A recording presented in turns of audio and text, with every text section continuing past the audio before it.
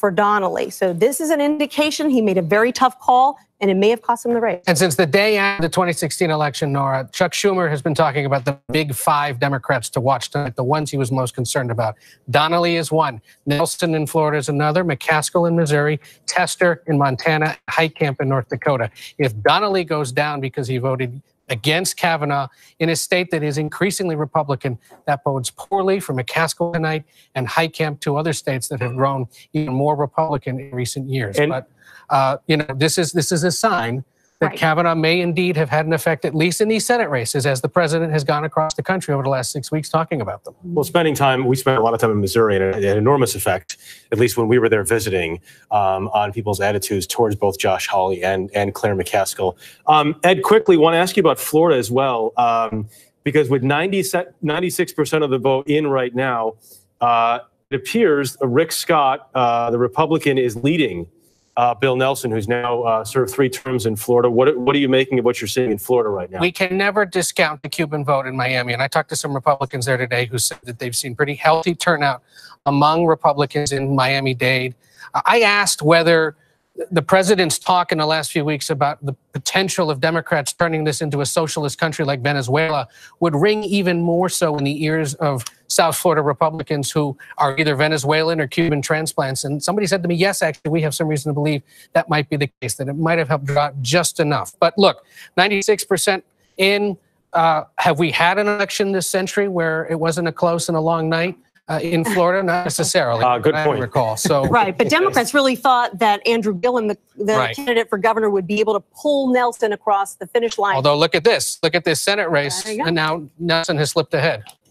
All right, and we have some breaking news at this hour. CBS News projects a winner in the state of Tennessee, Marsha Blackburn. Part of the Year of the Woman, and this a Republican woman heading to the United States Senate. She has been a congresswoman there and beat Phil Bredesen, who had been a former governor of that state. And Marsha Blackburn running as a conservative, a Trump conservative in a state that elected Al Gore, Howard Baker, Bob Corker. And has Lamar Alexander as the other senator who is not of the Trump mold in the Republican Party. This is, again, this is a big deal because think of who's being replaced. Bob Corker, who we worked with the Obama administration, who was critical of the president. Now the president has a strong ally in Marsha Blackburn. She said during the campaign, I'm going to fight with President Donald Trump every step of the way to build that wall. She was one of his first surrogates when he was running for president. Right. Remember, this was the Taylor Swift state. So much for a swift lift in that particular state. Earlier today, I think her opponent was counting on it and was really applauding Taylor Swift for coming out and said that the numbers were showing young people were turning out for him. Of course, is not the case. So it makes Marsha Blackburn the first female senator in Tennessee. That's a great point to make. David Becker is in Franklin, Tennessee, and Marsha Blackburn headquarters. Good afternoon.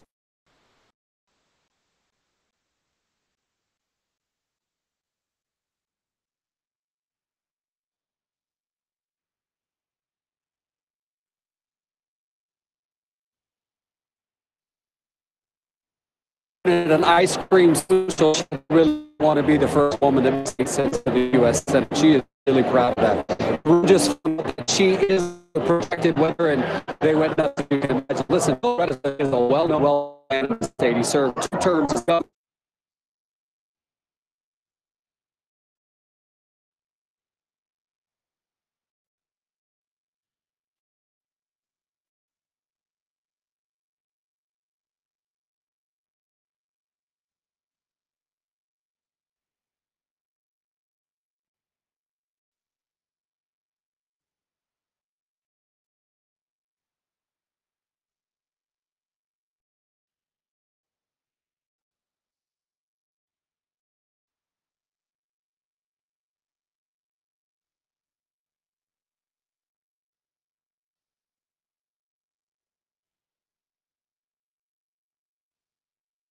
And in his second term, he won every county in the state. In fact, a lot of races are going to be close. And I asked the councilman, why is this race so close? And he said, well, look, a lot of people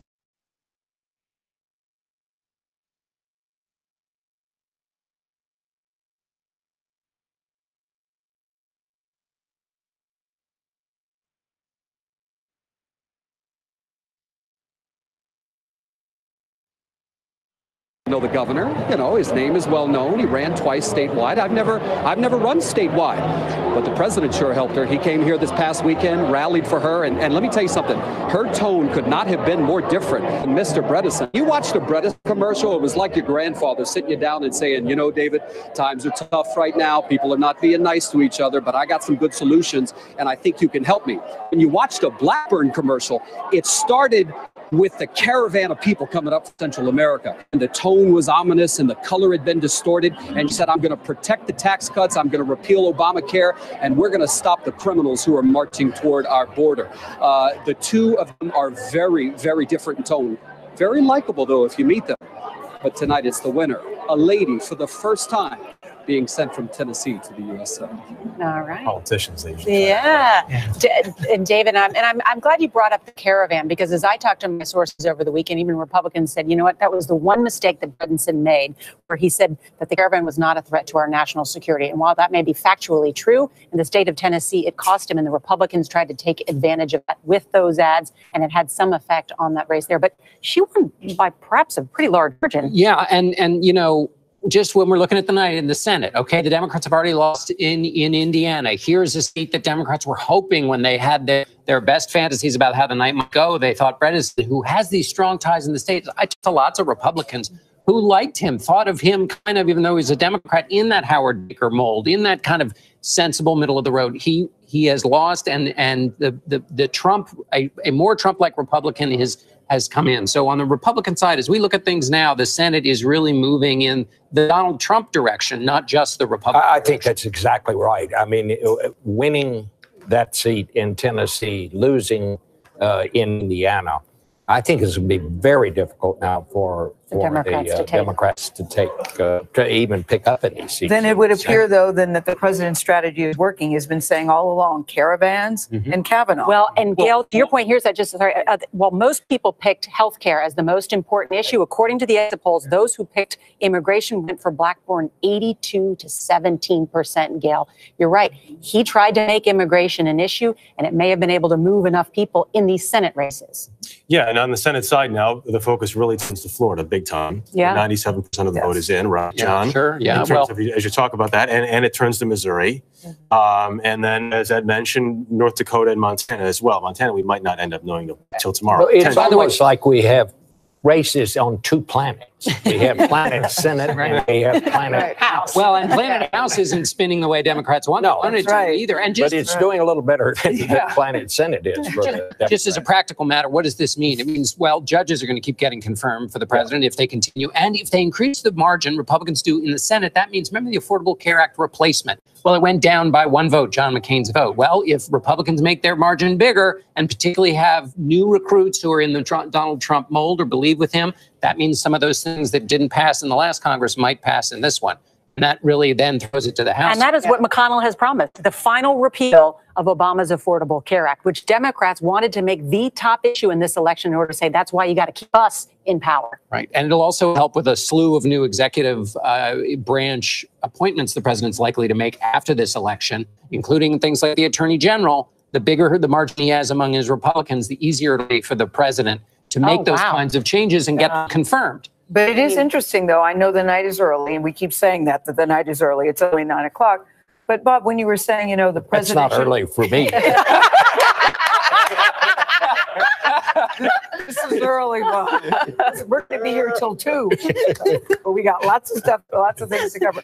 But, Bob, what you were saying earlier, that the president, you know, even members of his own party, when Dan Senor was here this morning, that, you know, Paul Ryan had called the president and said, you know, Mr. President, maybe you should talk about economy. Clearly, the president knows something that the rest of us don't, because what we're seeing so far is his strategy is working. Not talking about the economy, focusing on immigration, and really scaring people. That seems to be working. Go ahead. Well, I was saying, and we've talked about this before, voters don't typically reward incumbents during a midterm, right? It's when they're outraged, when they're angry, when they're scared that they come out and they cast their vote, which is maybe why the president has focused so much on immigration this time around. One of the key storylines tonight we have been following is the Year of the Woman, and we now have 4 of the current female incumbents in the Senate have one re-election. Let's go through them. In Wisconsin, Senator Tammy Baldwin is the winner there. In Michigan, Senator Debbie Stabenow.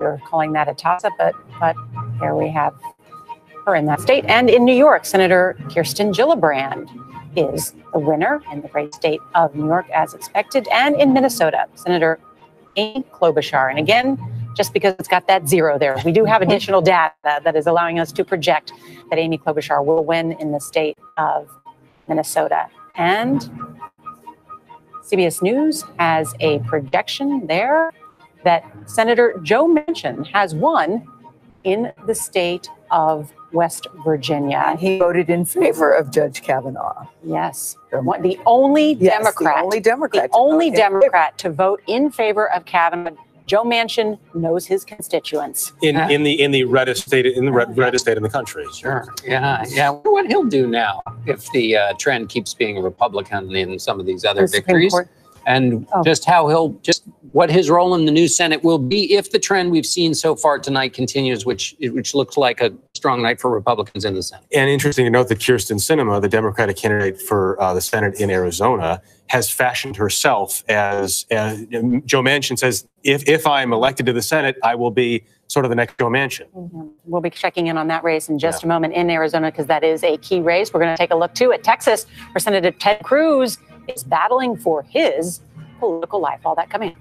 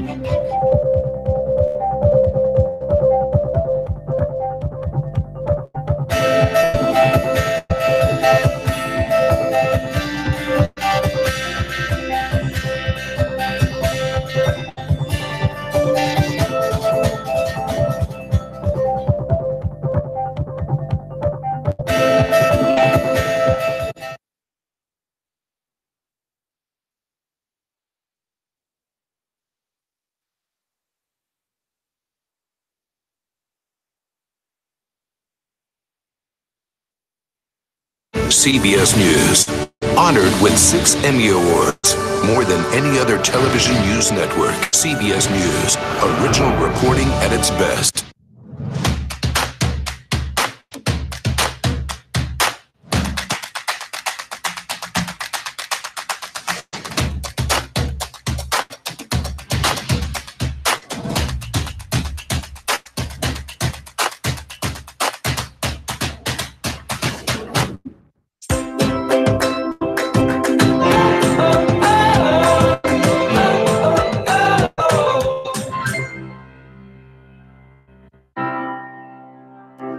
There is a unique power in truth. And whether the story is around the globe or down the street, we want to put the power of truth in your hands. I'm Jeff Glore. The CBS Evening News with Jeff Glore. Original reporting. We have leaning towards the Republican, Senator Ted Cruz. You may remember President Trump called him Lion Ted Cruz. Yes. Then he called him Beautiful Ted Cruz, and then Texas Ted. Yes. Omar Villafranca is at Ted Cruz headquarters in Houston. Omar, what are you hearing? Yep. Omar? Well, we are here at the Cruz Watch campaign here, and they're eagerly trying to see the numbers that are coming in on various TV sets that are set around here. All the polls have closed here in Texas. The state's so big, we have 2 time zones. Everything is closed finally in El Paso. There was a little glitch here in Harris County, which is where Ted Cruz lives. There was a glitch because 9 polling locations opened late. So a judge basically ordered that those polling locations had to remain open an extra hour. And that means Harris County, the largest county in the state, wasn't allowed basically to release their votes until after those polls closed. So now those numbers are starting to roll in. People here at the Cruz party are getting a little bit anxious. We're going to have to wait and see exactly what happens. But a lot of energy, of course, in this race. For the other side of the race, let's go to Adriana Diaz, who's in El Paso covering Beto O'Rourke. Hey, Omar, we are at Southwest University Park here in El Paso, where Beto will be watching the results come in. His supporters are here, and they are energized. Word is spreading that Harris County polls, some of them, as you mentioned, Omar, stayed open late. And I spoke to a surrogate for O'Rourke who said that's encouraging news because that county went overwhelmingly for Hillary Clinton in 2016. Now, according to early data from the exit polls, we're seeing that Beto O'Rourke did better with the youth vote, capturing about 20% of votes from those 30 or younger versus 8% for Cruz. He also did better with the Hispanic vote. Beto got about 31% of the Hispanic vote so far versus Cruz's 16%. But Cruz is doing better among male voters, among voters who are happy with the economy, among voters who want stronger immigration laws. And immigration is really taking center stage in this race. And when you look at the counties that are reporting so far, you're seeing a lot of blue along the border and in cities like Dallas and a lot of red throughout the state. Nora? Fascinating, fascinating. There, Beto O'Rourke had raised $38 million in just the last 3 months alone. Democrats were convinced they could turn Texas purple. When we come back, we're going to take a look at who is turning out at the polls and a deep dive into what happened in Texas.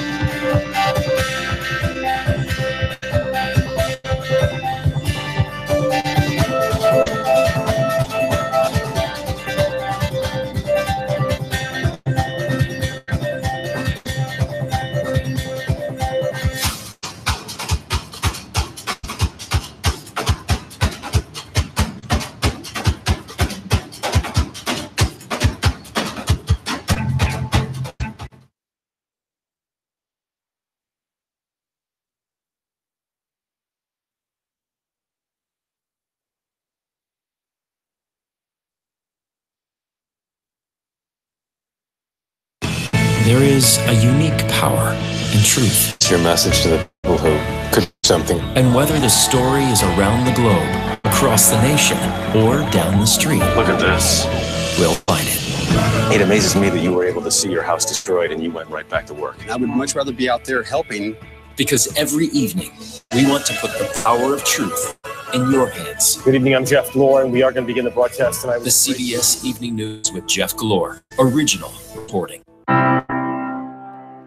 There is a unique power in truth. And whether the story is around the globe or down the street, we want to put the power of truth in your hands. I'm Jeff Glor. The CBS Evening News with Jeff Glor, original.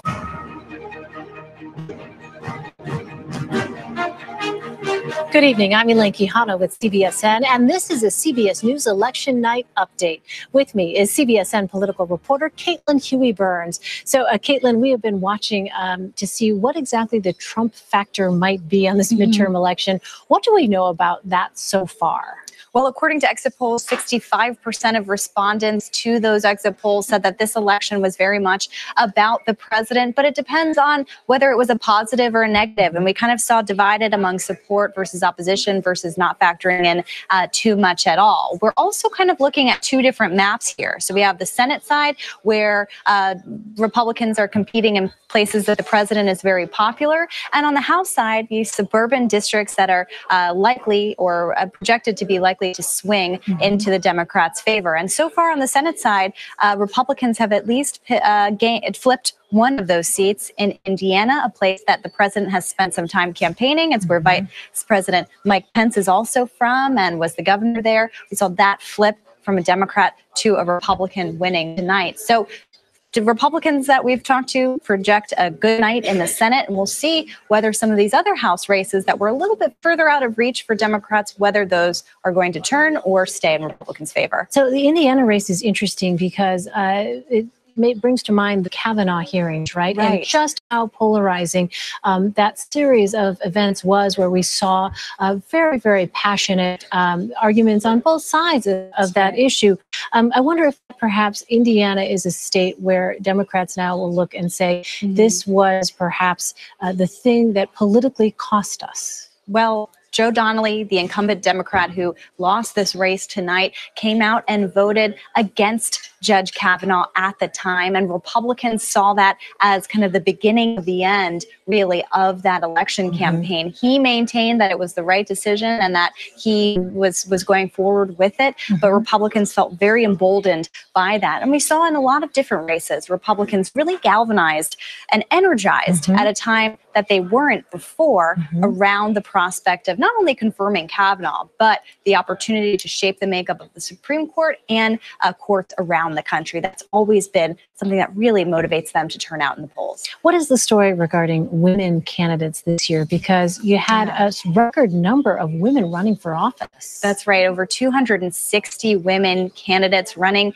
for Congress. And we've also been paying close attention to how women voters are responding to this environment. In particular, women living in the suburbs, again, these districts that will determine balance of power in the House, they have been showing over the course of this campaign a real negative reaction to the president, seeming to be fueled by that. And in early exit polling, we saw a change among white women who supported President Trump in 2016, now backing Democrats, at least in the early exit poll. So a significant shift there, and that could help determine some of these House races. And what are the issues that have been driving women to the polls? Well, healthcare is top of mind in a lot of these polls, especially for women, because it touches a variety of issues in their life, not only their personal health care, but affecting the healthcare decisions that they make for their families. They also view this through an economic lens, how to pay for healthcare, not only for themselves, but for their families and also for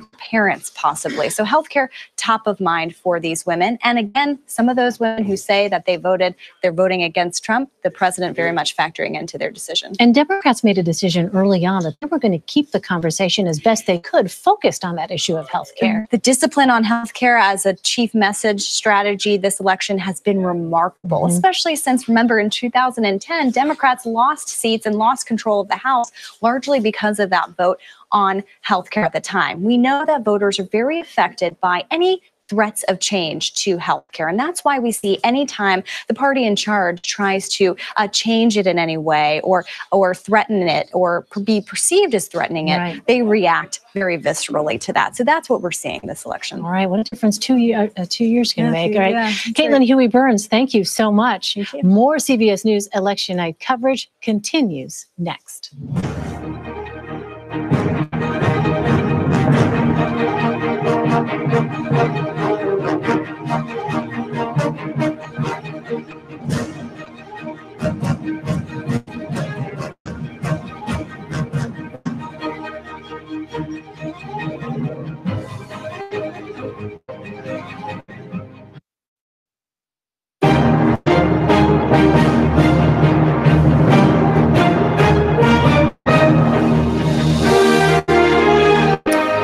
And we are back now with more CBS News coverage on the battle for control of Congress. I'm Jeff Glor with Anthony Silvanto, our elections director at the decision desk here. You see it right behind Anthony. We're talking about a lot at this hour. Anthony, breaking news, and what a surprise. Florida, two very, very tight races here. Yeah, it wouldn't be an election night without something like this.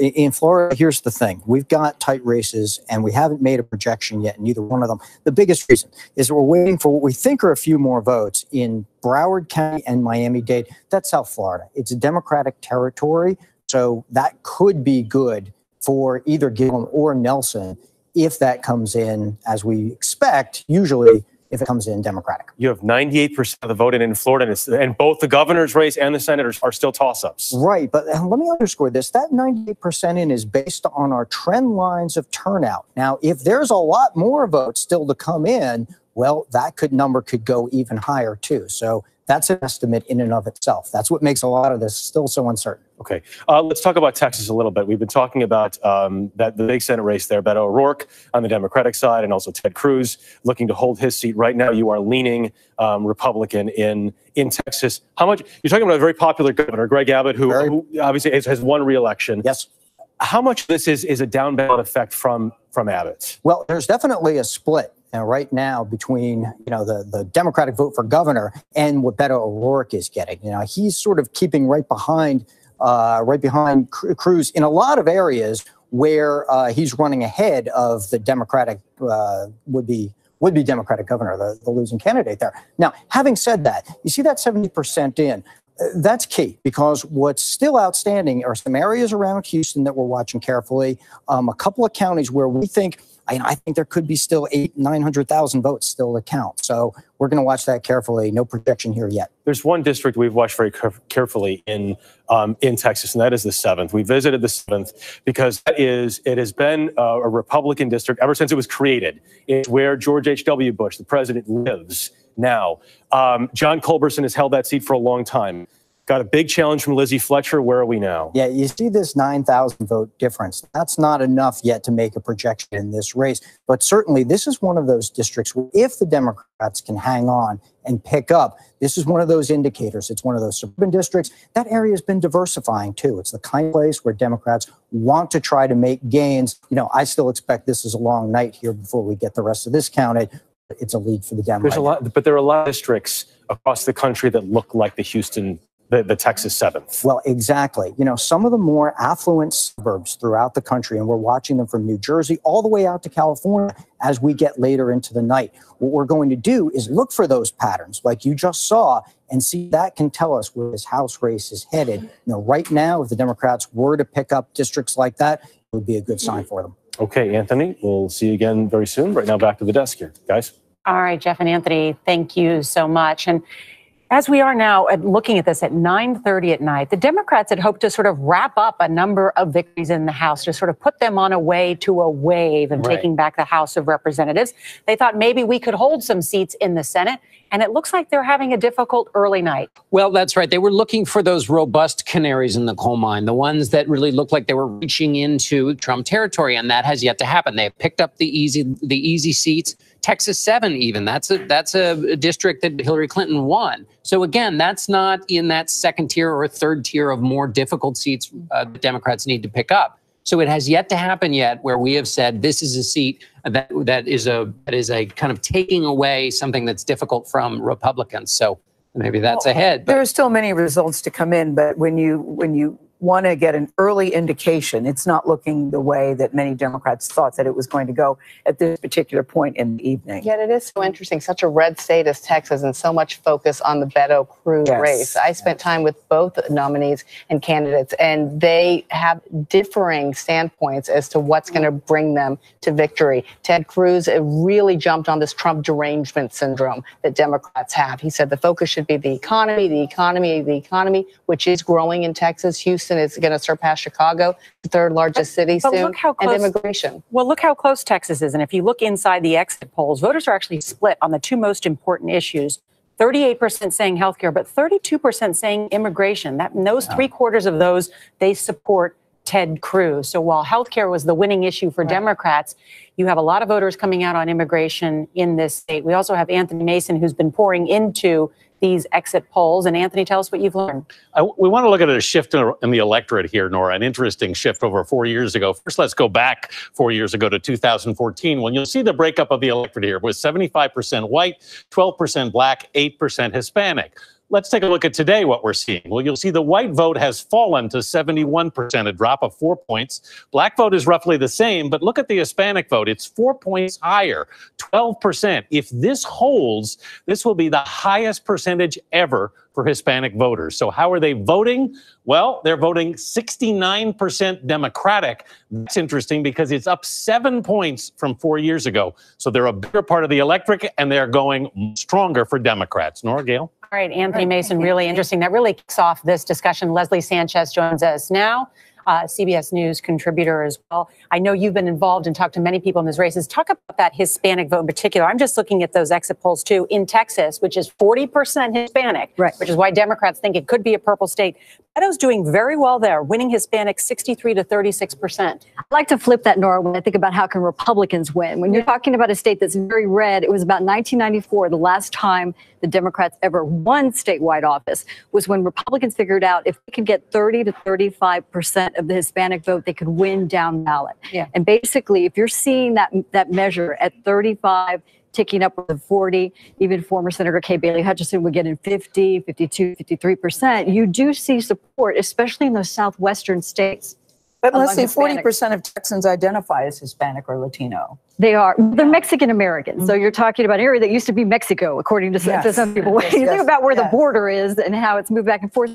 There's a very different sentiment than perhaps California, even in Arizona or Nevada, anywhere along the U.S.-Mexico border. So this is a state that is fundamentally conservative. The economics are conservative at the state. And both candidates have appealed to the Latino vote. And obviously, talking about different issues going after both Latino candidates. Yeah, you could argue that and many times speaking Spanish, opening their big conferences out there and then speaking at the rallies in Spanish. Exactly. The difference with Texas is they don't run on ethnic identity. They run on I'm a conservative, I'm a Reagan conservative, and kind of the fundamentals of that versus identity politics, which is a little different than other states. Just tell me then, Leslie, your view of the larger picture outside of Texas and identity politics, because obviously that's what a lot of people are saying the president is running on. Right. You're saying it's what was successful for him in 2016. How do you read the identity politics card from the president? I think where we're really going to see that is the mountainous West. Other states, as this state starts moving, we start getting results. When you're talking about Arizona, Nevada, New Mexico, there's other states that have ethnic, very diverse populations that don't necessarily have the same conservative politics as a red state like Texas. Do you think there's a split, Leslie, between younger Hispanic voters and older Hispanic voters? Absolutely. And what is that split? Well, if you ask California, it means that the tiny sliver of Republicans in California, especially in Orange County, may not be there by the end of the night. That's what that fundamentally means. You have a lot of people who were growing up in the age of President Obama and certainly under Trump. And this whole identity politics is really causing a big ripple in terms of how they see themselves. What's true about young Latino voters or ethnic voters is they don't identify with party. They're those non-party voters, right? They're not going to say Republican, Democrat, going to look at the candidate. I'm going to walk over and check in with Ed O'Keefe and Nancy Cordes here. And as you do that, I'll start that conversation too, because the state of Pennsylvania, we've been talking about whether some of these East Coast states would give us a clue about how the Democrats will do in the House of Representatives, how the Republicans would do in the House of Representatives, because Democrats recruited a number of women to run in the state of Pennsylvania. Pennsylvania currently does not have a woman or female representative in the United States Congress, and there appears to have been some movement on that front tonight. Jeff? Okay, Nancy, Nora, thank you very much. Ed, why don't we talk about we haven't talked about Pennsylvania. We have not, and there are actually incredible pickup opportunities for Democrats there, thanks to a federal court ruling that redrew the lines in a way that made it much more favorable for Democrats. Look at Pennsylvania 5, 6, and 7 right now.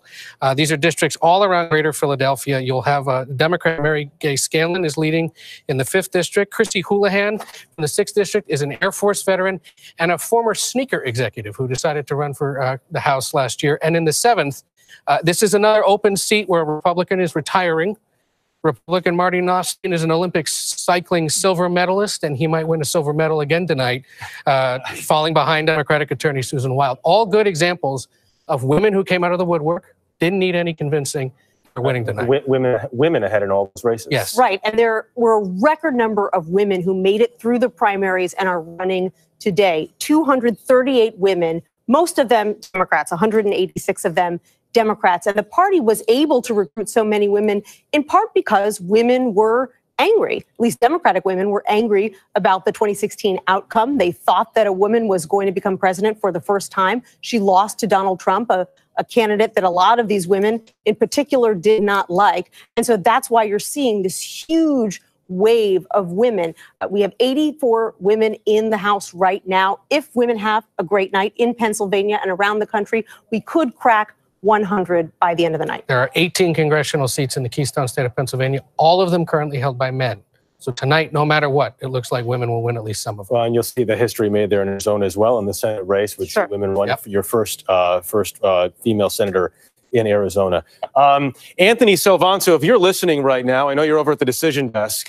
What are you seeing as far as the House overall at this point? What? Jeff is throwing to you right now. Oh, he is? Anthony? Pick it up, Anthony. Anthony, what decisions are being made? He's a busy man there at the decision desk. Anthony, what's happening?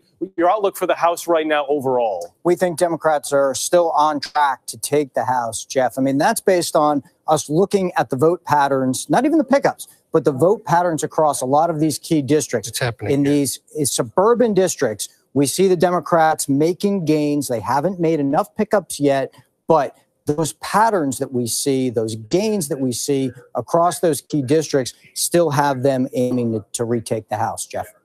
All right, Anthony, thanks very much. We're going to walk back to the big desk here. We'll see you later. I'll see you all very soon. And while we do that, we've got a lot of moving parts here, right? There's a lot of data coming in, a lot of information. But just quickly to what Anthony just said, and that was really smart to just check because he's got his head right in all the numbers more than any of us can do as we're broadcasting, is how the Democrats are doing. And as Anthony said, Democrats are still, despite only getting some of the low-hanging fruit, they are still on track to take back the House of Representatives. What does that tell us? Well, it tells us, that there was a lot of low-hanging fruit. That was, this tree has... Because there were a lot of retirements. It was the worst map for them since 1930. Precisely. That's right. So, and, the president, not all the House districts are great for the president. And so there was low-hanging fruit. There were a lot of open seats, not great districts. A lot Suburban of these white attractive candidates. We chop up these groups, but you're right.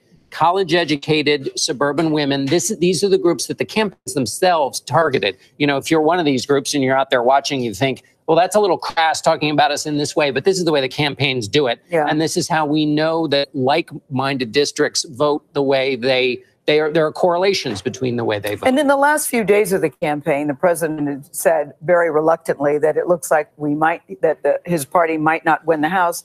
And he said, and if that happens, he will just have to deal with it.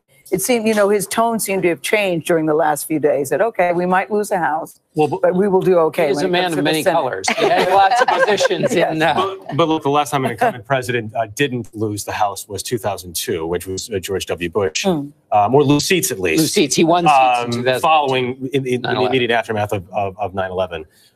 Anthony, to you one more time over at the decision desk, the one number I think a lot of us are watching really closely here, and the great Al Ortiz giving you the heads up there, is that 28% of the vote left, or it might be even less now in Texas, the Beto O'Rourke, Ted Cruz race, which has gotten so much attention.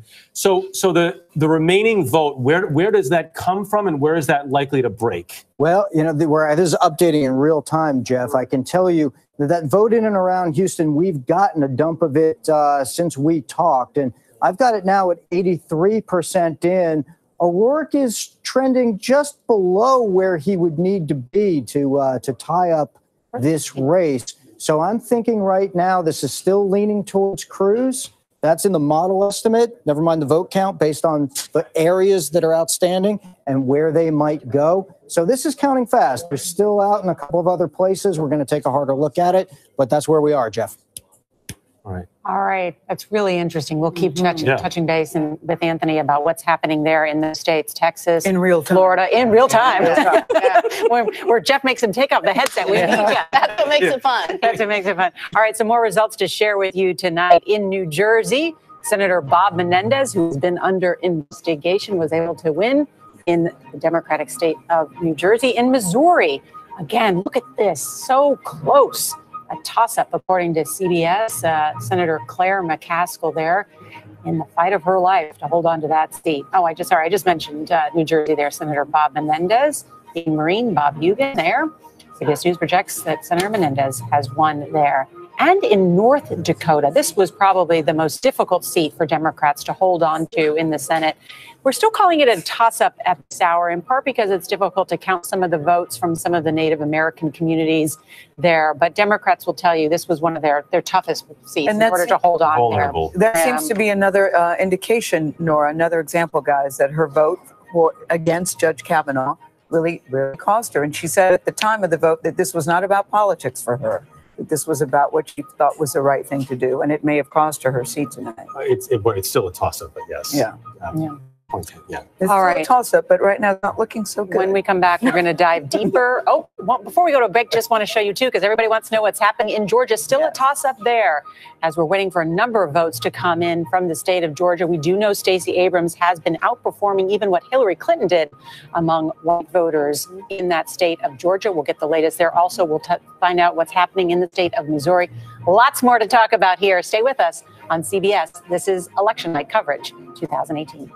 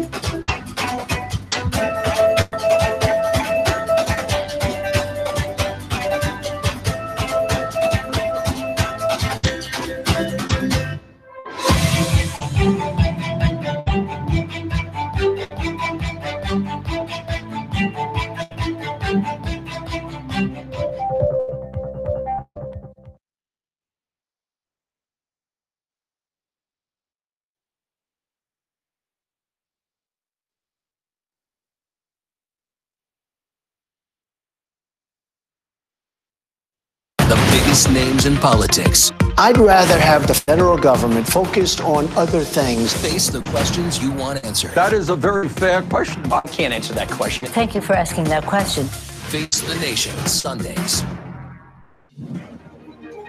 Welcome back to CBS News election night coverage.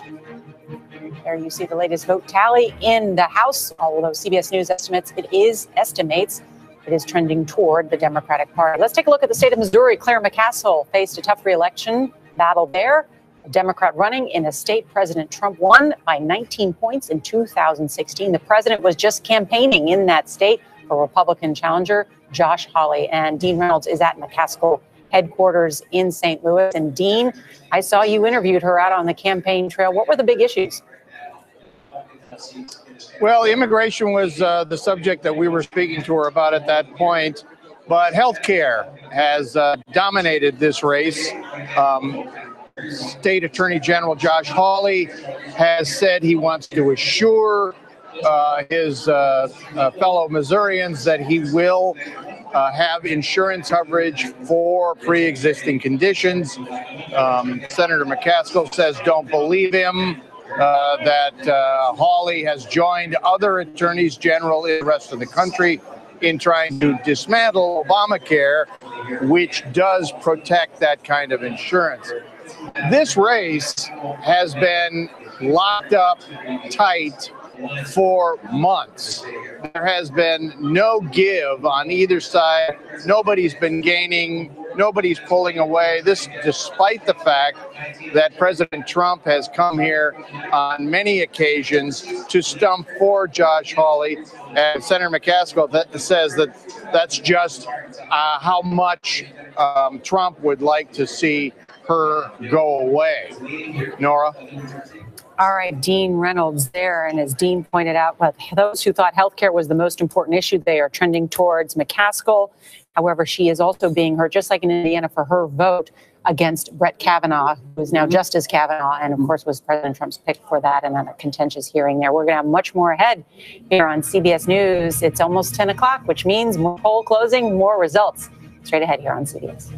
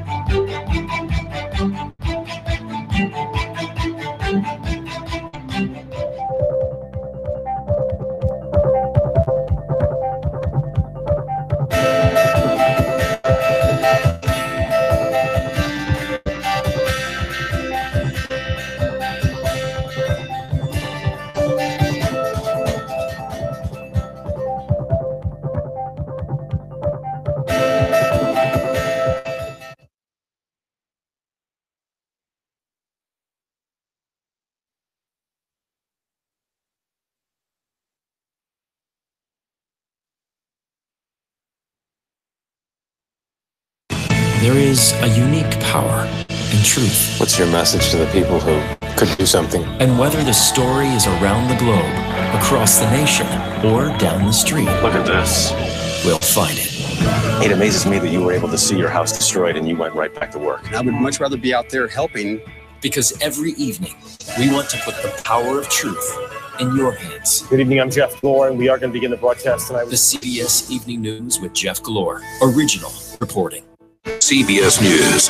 Honored with 6 Emmy Awards, more than any other television news network. CBS News, original reporting at its best. CBS News, honored with 6 Emmy Awards, more than any other television news network. CBS News, original reporting at its best.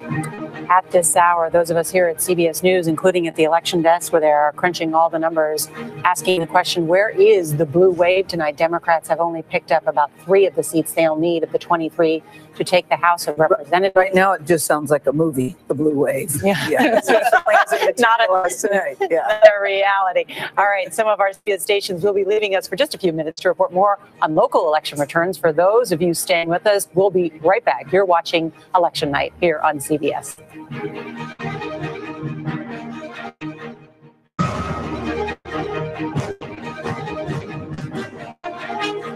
Good evening, I'm Elaine Quijano with CBSN, and this is a CBS News Election Night Update. With me is Sabrina Siddiqui, CBSN political contributor and political reporter for The Guardian. All right, Sabrina, what are some of your takeaways from tonight? Well, it looks as though we are not necessarily headed down a path toward a blue wave. Democrats have made some early gains in the House, picking up seats in Virginia, Florida, and Colorado, where there were a wave of Republican retirements. But the Senate looks as though it may yet remain in Republican control. One of the key pickups for Republicans there being that of Indiana Senator Joe Donnelly, also Marsha Blackburn defeating Democrat Phil Bredesen in Tennessee. Joe Manchin, though, Bob Menendez, those are 2 vulnerable Democrats who have held on to their seats tonight in the Senate. Well, yeah, let's talk a little bit more about the Senate and Texas in particular. What does it tell us that it's such a tight race there? Well, Beto O'Rourke has been a subject of much fascination. He's a young upstart candidate who is giving Ted Cruz a run for his money in what has long been regarded as reliably red Texas. But we've talked a lot in recent cycles about whether or not this is a state that could soon trend blue as the demographics have somewhat changed with a sizable Hispanic population as well as the emergence of young voters in the state. But some of this also has to do with Ted Cruz, who often drawn the ire not just of Democrats, but also his Republican colleagues, perhaps one of the Republicans in the Senate who is somewhat uniquely unpopular. If Beto O'Rourke does not pull off a win, will Democrats, though, still try to claim victory, you think, in a way, because it was so competitive? I certainly think that you might hear Democrats say that this race should never have been competitive, but ultimately they're not really after a consolation prize. Right. They are after picking up some seats tonight in what Democrats themselves have dubbed as one of the most consequential elections in a generation, particularly as it relates to being a referendum on Donald Trump and his stewardship over the over the country. And what does it indicate that you had President Trump campaigning in Texas for Ted Cruz, a red state there? That told us, frankly, that Ted Cruz was in trouble. The fact that the president had to travel to the state of Texas. And frankly, it was also striking that Ted Cruz had taken somewhat of a muted tone during the entire Brett Kavanaugh controversy. He sits on the Senate Judiciary Committee and would have otherwise perhaps been at the forefront of really railing against some of the Democratic complaints against Kavanaugh and the controversy that engulfed him amid the sexual assault allegations. But I think you've seen Ted Cruz really realize that he can't take this race for granted, and he has certainly had to do a lot more groundwork than he ever would have expected. All right, we're going to continue to watch Texas and the rest of the states closely. Sabrina Siddiqui, thank you so much for joining us. Thank you. And more CBS News Election Night coverage continues next.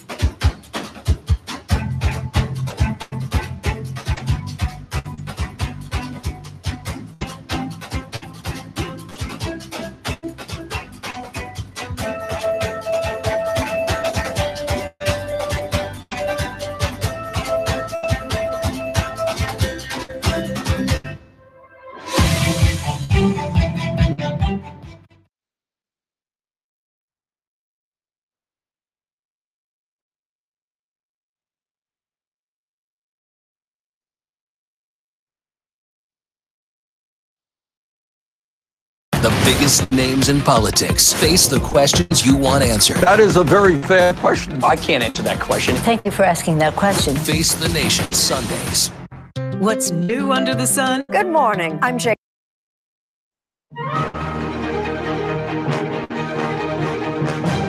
We need to save health care once again. The working man is tired. We don't want to be taxed anymore. Immigration is a big deal. We have too many homeless people in this country.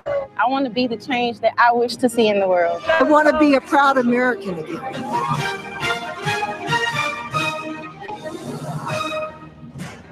Welcome back to CBS News Election Night coverage, and we are following the battle for control of the House and Senate.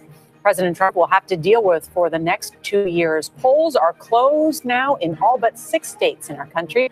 The headlines of the hour: CBS News estimates the Democrats are on track to take back the House for the first time in 8 years. And Mitt Romney, the 2012 Republican presidential candidate, makes a political comeback, winning a Senate seat in Utah. So it'll be interesting to see as Mitt Romney gets to square off against his once rival, President by a pretty Trump. good margin there, too. As he's calling him Senator Romney. Yes. Yeah. I think, as the polls have closed in Utah, we should spend a minute to spend some time about Mayor Brent Taylor, a major who was killed by gunfire in Afghanistan, a father of 7 children, proud member of the Army National Guard. Mitt Romney saying, after we learned of his passing, that this is another unmeasurable price that is paid for freedom. And I think many people referred to the post that he made on Facebook saying, I hope everyone, this is before he died, he said, I hope everyone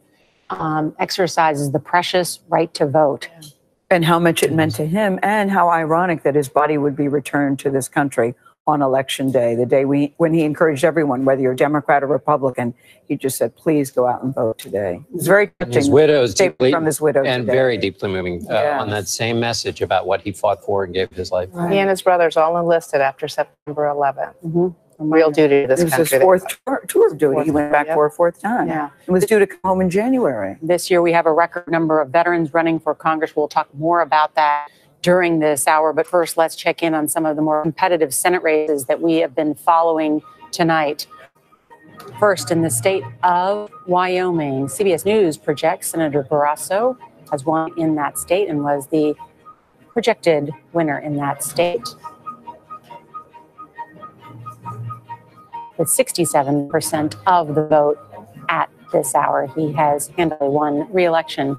In the state of Montana, Senator John Tester, a farmer and a senator, has been battling a tough contest there against Matt Rosendale. This is still a toss-up at this hour. Usually the vote comes in late in Montana, but we're watching this race very closely.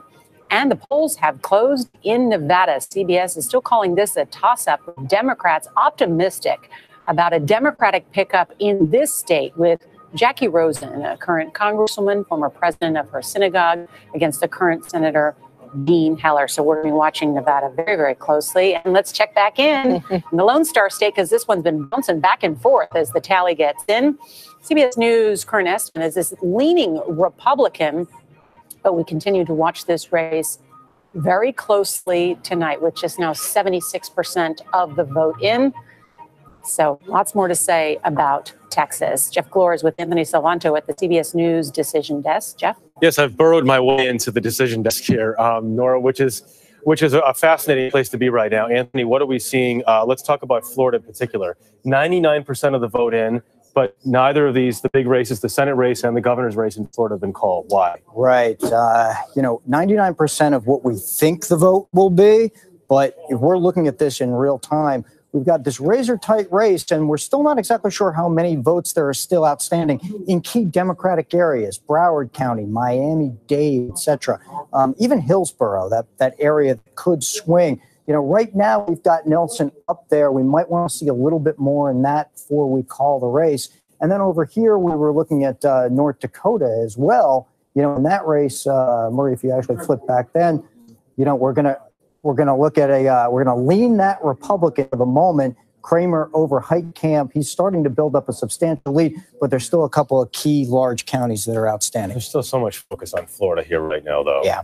for good reason as we look at all these numbers. I mean, if you can get it close, if we can get a close up and take a look at what the numbers that Anthony's looking at here. So you're looking at Miami-Dade, you're looking at Broward with 97.9% and up there. Yeah, 97.9. And the other thing is that when you look at where Democrats are tracking versus what they need, Republicans versus what they need, you see these really straight partisan patterns, everything sort of falling in line to what you would imagine is a really close race. Look, I mean, a counting variance here and there could shift this race. That's another reason why you want to be really careful at this point until we know that everything is counted, Jeff. Surprise, surprise, Florida is close. Exactly. Okay, I'm going to walk back to the desk here and we'll talk about, we can talk more about Florida here, Nora and John. I mean, John, you know this as well as anyone.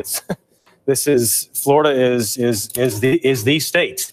Or one of the final ones we always watch every year. I mean, it has voted, worth mentioning, for the presidential winner every year since 1996. Trump won it narrowly 2 years ago. Obama won it narrowly just before that. Yeah.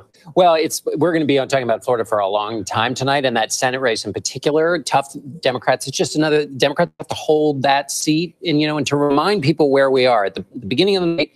Democrats had to pick up 2 seats to take over control of the Senate. Now they have lost a seat. So, a state like Florida, they have to hold that seat and then go into Republican territory. And then just to update, they needed 23 to take 23 seats away from Republicans.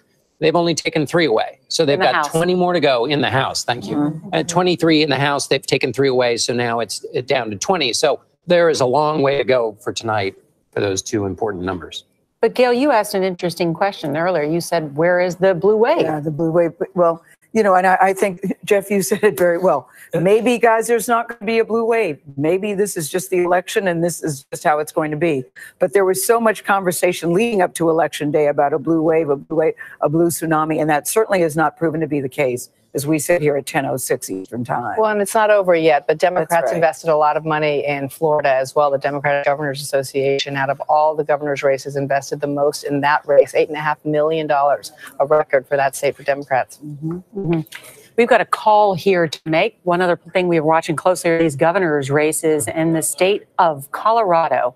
CBS News projects that Jared Polis has been elected governor of the state of Colorado. This is going to be one of the first. This is a first. That's right, Gail. Why? This is a first because he's the first openly gay governor in the state of Colorado, really in the country. This is the first one. So this is a big, we started out saying this was going to be a night of first, and this is certainly one of those categories.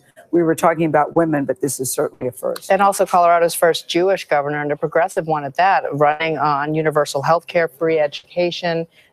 His Republican opponent is the state's treasurer, Walker Stapleton. Interesting factoid that he is a first cousin of President George H.W. Bush.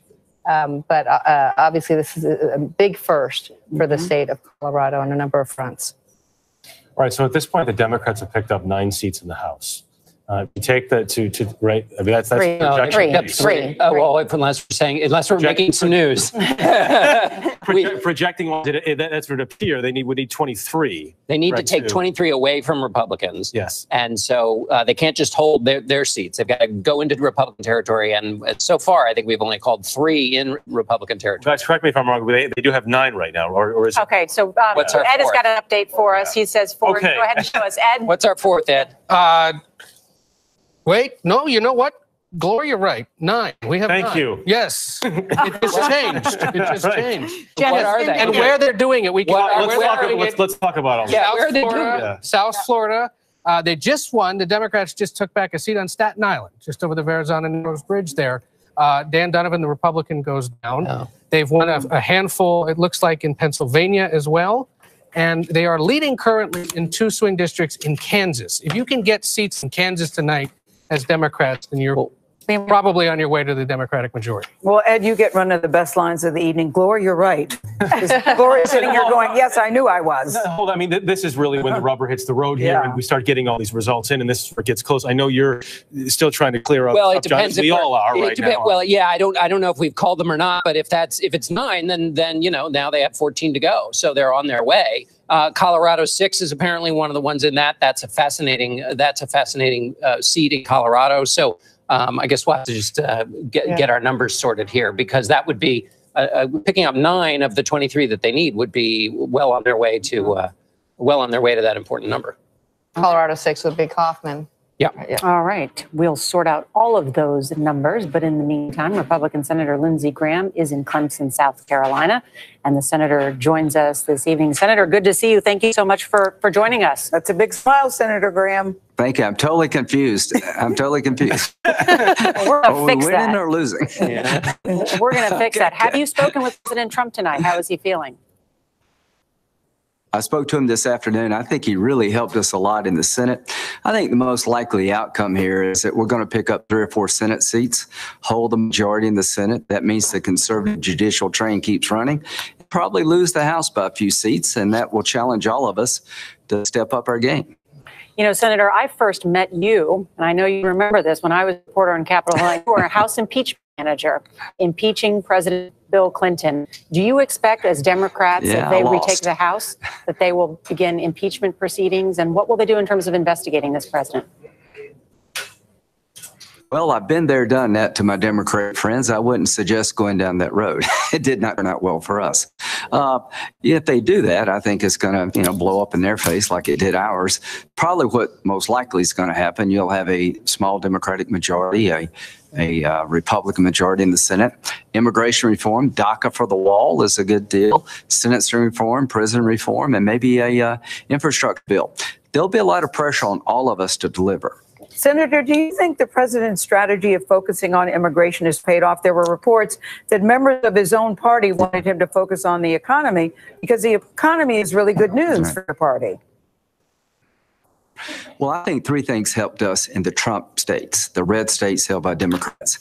Kavanaugh united our party. I've never seen anything like it where the Republicans came together. The caravan was seen as sort of an assault on our sovereignty. And the good economic news all combined to be really bad news for red state Democrats.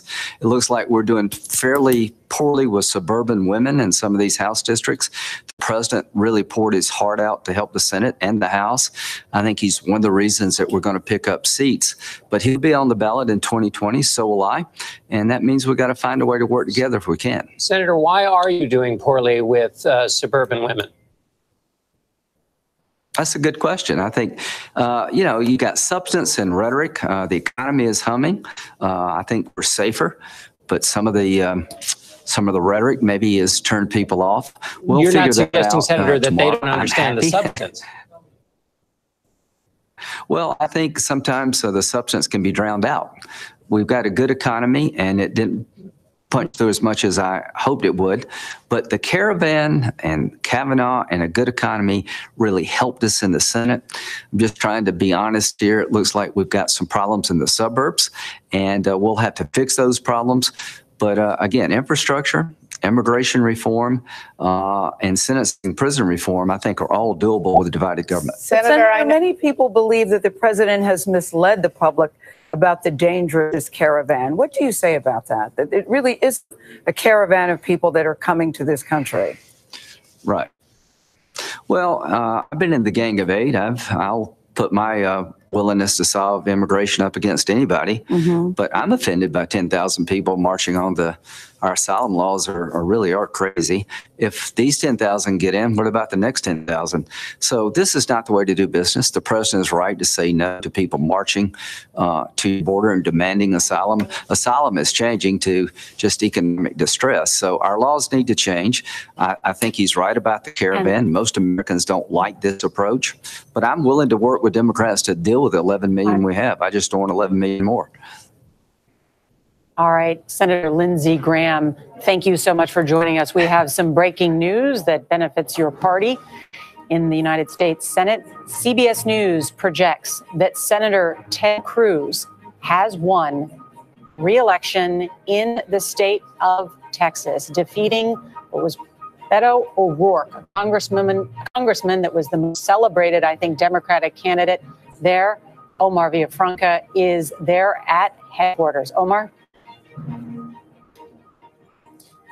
Just reacting to the news you just broke, they're very excited. They've been waiting for this. And a matter of fact, one of the true strategists just took to the stage a little while ago, Jeff Rowe, and was telling the crowd here, be patient. They are very nervous. They want to see all the results. but they're paying attention to the results as they're coming in. And as you mentioned before, you guys have been talking, immigration and healthcare were big issues. That was a big issue for Ted Cruz in the last few days on the campaign trail, and it seems to possibly have resonated with a lot of the voters here in Texas. And a lot of people were considering maybe there was going to be a blue wave, but a lot of people were saying here, strategists, even the state GOP party was telling me they're confident that their people were going to turn out, and it seems that was the result, Ted Cruz getting reelected. Nora? That strong embrace by President Trump benefiting Ted Cruz in the state of Texas, which stays red tonight in the Republican column. Again, that was at the edge of the Democratic dreams that Beto would win, and this is just a tough night for Democrats in the Senate. So he went from Lion Ted to Beautiful Ted to Texas Ted, and now he's going back to the Senate. He got it. The winning Ted. The winning Ted. Well said, Nicely Jeff. done, Jeff Fuller.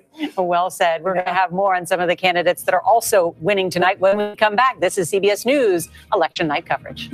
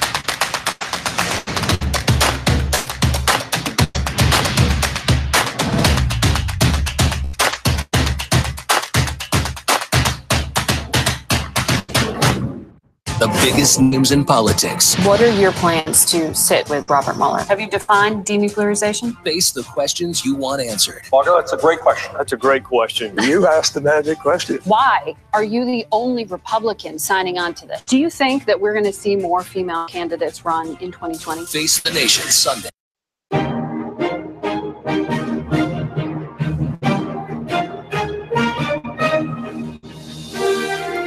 And in the battle for the House, Democrats hope to flip a number of seats in New Jersey in the 11th district. CBS News projects Democrat Mikey Sherrill has defeated Republican Jay Weber.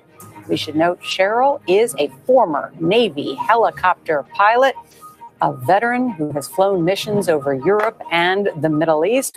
Also happens to raise 4 kids, coach her daughter's lacrosse team, and manage her son's soccer team. Jerika Duncan is at Sherrill headquarters in Parsippany, New Jersey. Hey, Jerika. Hi. You know, she mentioned all of those things when she was campaigning.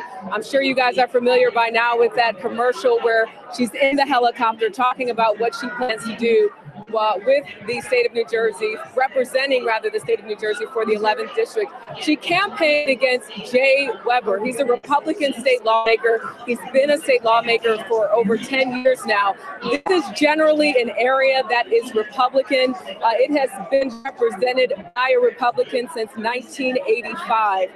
In terms of what you hit on at the very beginning, Nora, about her being a woman and a veteran, as you all have stated earlier in this broadcast, you have women running to become U.S. senators, 23, in fact, an historic amount of women running to be congressional candidates or Congress women as well, with 237, 16 women hoping to become governor. And then when you just look at the veterans, at least 200 veterans running in congressional races, and 133 of them are new. But again, the energy here, definitely a lot of folks following what's been coming in. They believe again that she won this district. She's expected to come out here in the next 15 to 20 minutes. Of course, we're continuing to watch this and keep you posted. But the big headline here, a district that had been Republican since 1985, going blue tonight.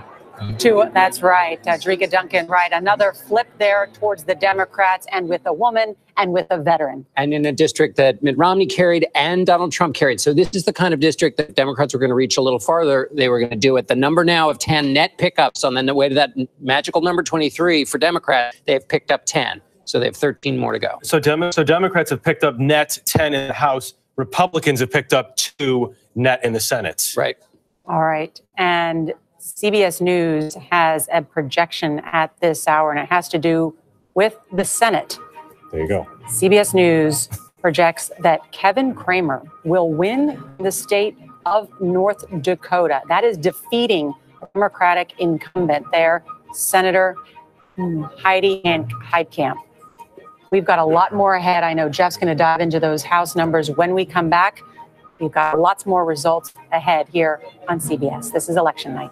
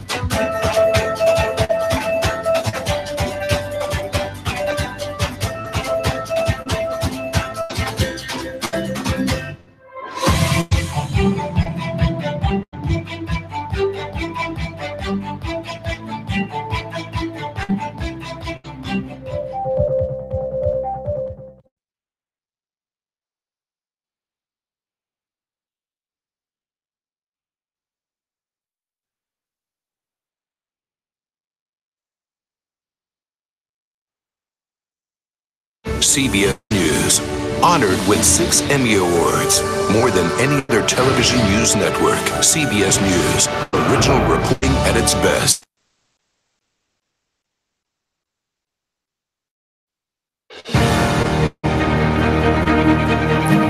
And Republicans will keep control of the Senate. CBS News is able to project they will maintain their majority in the Senate. We'll have much more on that when we come back. You're watching Election Night on CBS. And welcome back to CBS News Election Night coverage. There it is. The Republicans, as expected, have held on to the Senate. And now the question is not whether they've held on, but whether they increased their lead, John, in the Senate. And the reason we can say this is because the only 2 places where Democrats in the Senate could go take seats away from Republicans are still out there. The possibilities still exist. But even if they were to win those seats, they wouldn't be able to take over control of the Senate. So that's why we can, without all the races having been called, make that judgment. Let me say this. Does this mean, is this an affirmation of President Trump's agenda? Or is it a sign that Democrats just were having a terrible map, which is that they were defending 10 seats that Trump had won in the last presidential by wide margins? A debate that will rage for on and on and on. And that's why I laid it out there. Yes. But that's why and now Democrats, for their, the purposes of making their case, they now all their hopes rest in the House, because they have to be able to say, because the president and Republicans now have a strong argument to say, look, we ran these races and we ran the race this way, and it paid off. And it worked. And you have to factor in which issues were front and center for these voters. I mean, how much of an effect was Kavanaugh? How big of an effect did he have? How big of an effect did immigration have, which is what the president has been talking about relentlessly the past few weeks? And then obviously a lot of the exit polls still suggested healthcare is the #1 issue. That would have benefited Democrats largely. Right, I think there just was a tough roadmap for Democrats largely. I mean, these were red states, and they stayed red states for many of them. Mm-hmm. Yes, it's been tough for Republicans in the House, and it's tough for Democrats in the Senate. That's been the story before the election started, and remains the story now. Right. Although, again, it's so fascinating. One of the things that is on the ballot tonight is the president's political tactics. And even though it's a tough roadmap for Democrats, the president said, I'm going to play the immigration card at the end. I'm not going to play the economy card. So he has made a judgment about what moves the voters of his party. And now all Republicans are going to have to wrestle with that seriously anew after what appears to be a very strong showing. John, even when members of his own party suggested that maybe that's not the way to handle this. Well, maybe he understands the electorate of his own party better than they do. 2016. You know, Jeff, you posed an interesting question, and I'll have our control room get ready to find out what's happening in Missouri and in the state of Florida, if we can, at this hour. Also Arizona, because those are some of the outstanding about whether Republicans will enlarge in their majority there. And Montana. And yes, in Montana. Missouri, let's take a look at that right now. We can see that is still a toss-up, and that's because Missouri one of the few states that does not have an early vote there. So that is still a toss-up, according to CBS News. Well, and when Claire McCaskill did an interview within the last hour, she said this, quote, no flippin' idea what's going to happen tonight. Another quote, we had to crawl out of a pretty deep hole, but she still hasn't totally crawled out of that hole yet. And last week when she was talking to her supporters, she said she intends to fight like a scalded cat till Election Day. Well, today's Election Day. I don't know. Was flipping the word she used? Yeah. Yes, that's the right. She was on TV live. It made Ed O'Keefe laugh. We'll check back in with him and Nancy Cordes when we come back. This is Election Night here on CBS.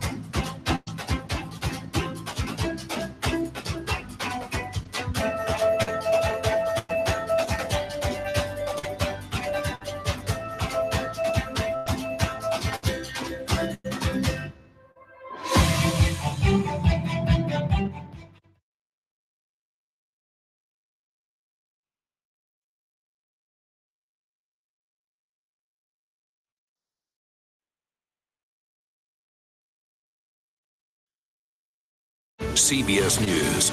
Honored with 6 Emmy Awards, more than any other television news network. CBS News, original reporting at its best.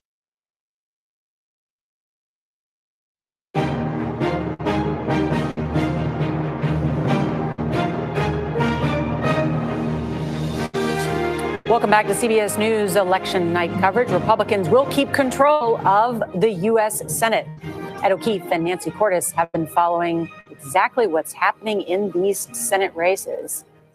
Nora, I think it's so hard for some liberal voters to understand why, if this is supposed to be a Democratic year, do Democrats seem to be doing so poorly in the Senate? Well, one Democratic operative I spoke to today said that they are dealing with the worst map in modern political history. That is because 1/3 of the Senate is up for re-election every 2 years. This time around, you just happen to have Democrats up for re-election in 26 of the 35 seats that are up for grabs tonight. Another way to look at it, Democrats are defending seats in 10 states that Donald Trump won in 2016 in the Senate.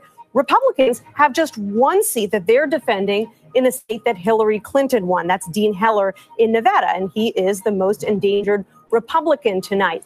If you are a Democrat and you're looking for a silver lining, I guess it might be that some of these other incumbents in states like Ohio and Pennsylvania, Sherrod Brown, held on. Bob Casey, they held on. They did not face a tough fight in states that the president won in 2016. And they may want to look at Arizona and Nevada, where they have strong Democrats running and potential for Democratic pickup. But mathematically, at this point, it's a Republican win and a Republican takeover. The other silver lining, if you're a Democrat crying in your soup tonight, is that in 2 years, Republicans have the problem that Democrats had this year. They'll have to defend more seats, and many of them in some of the biggest swing states. Nora?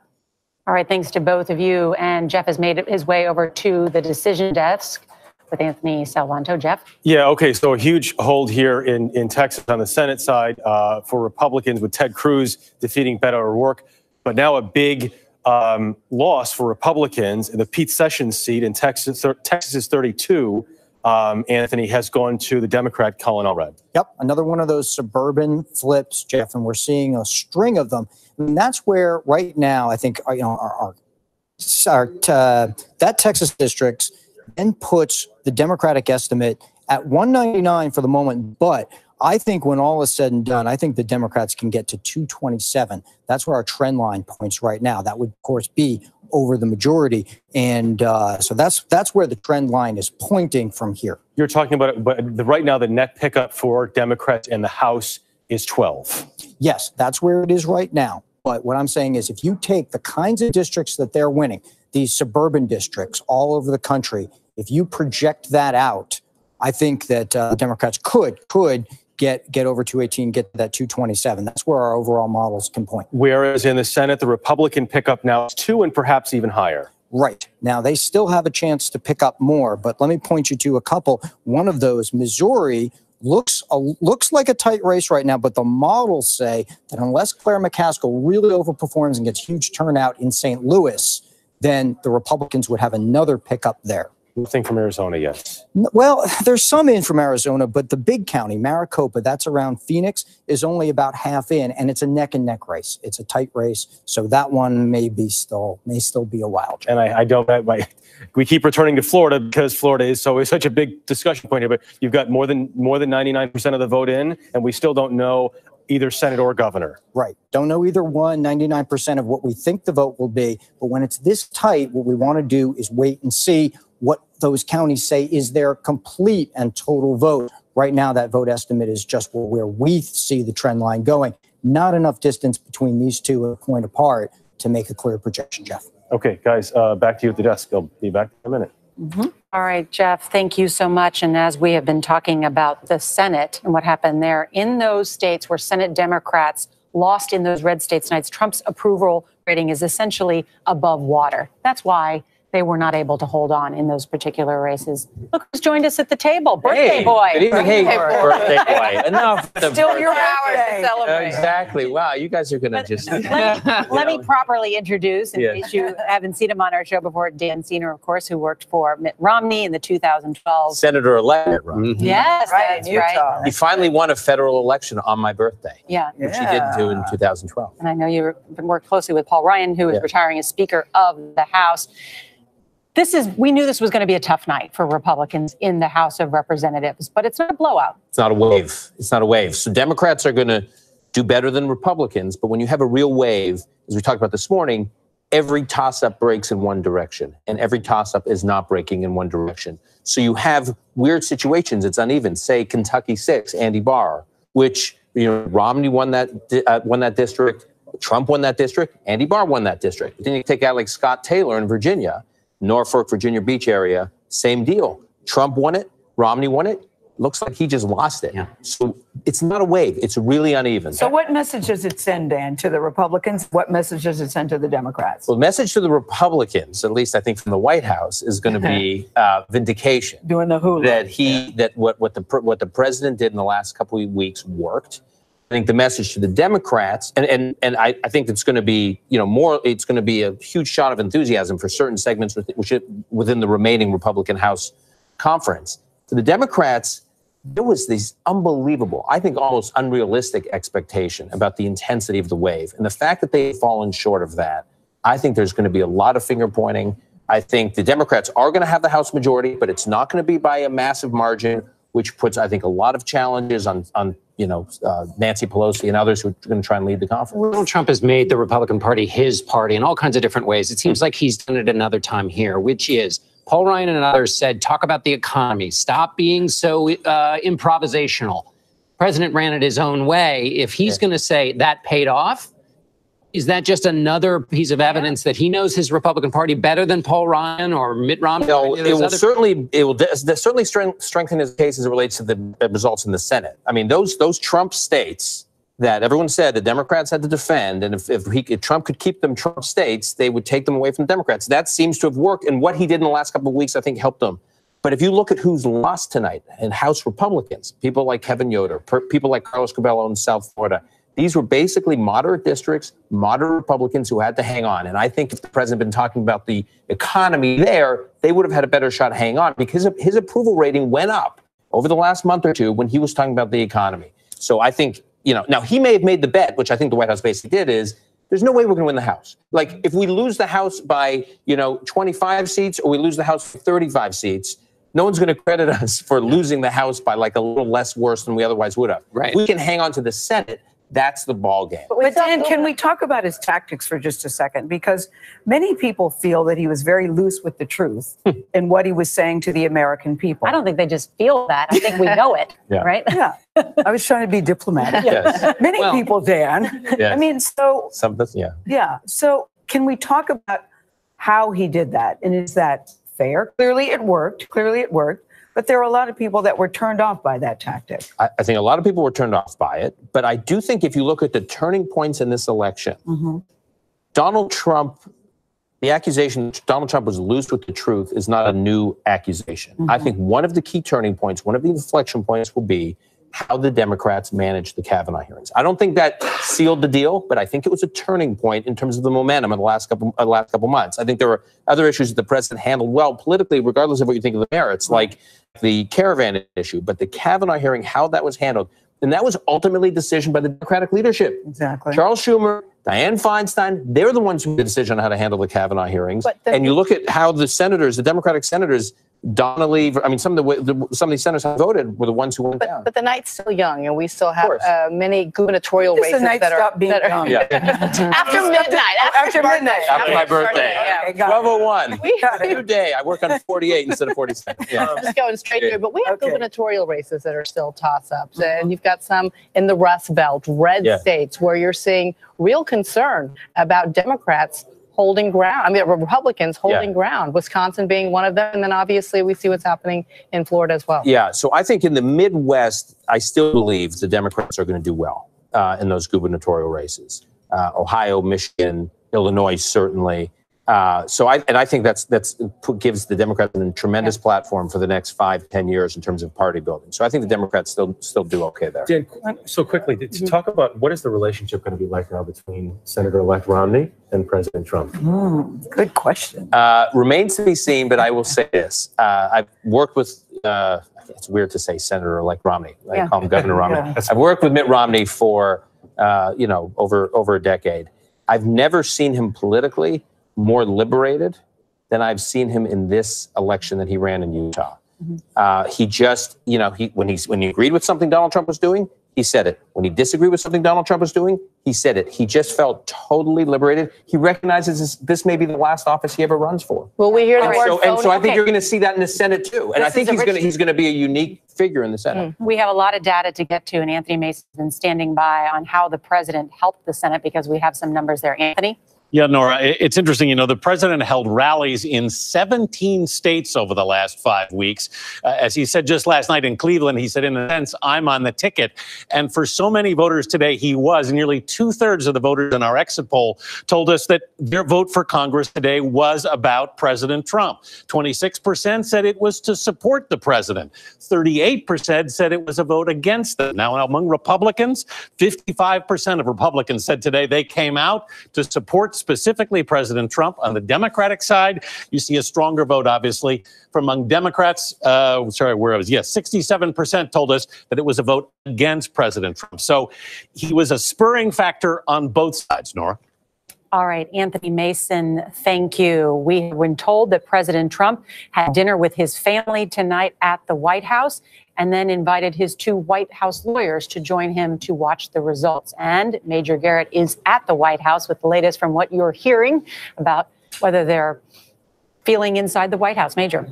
Right. It's not a victory party writ large, but the White House does feel good about the Senate races for sure.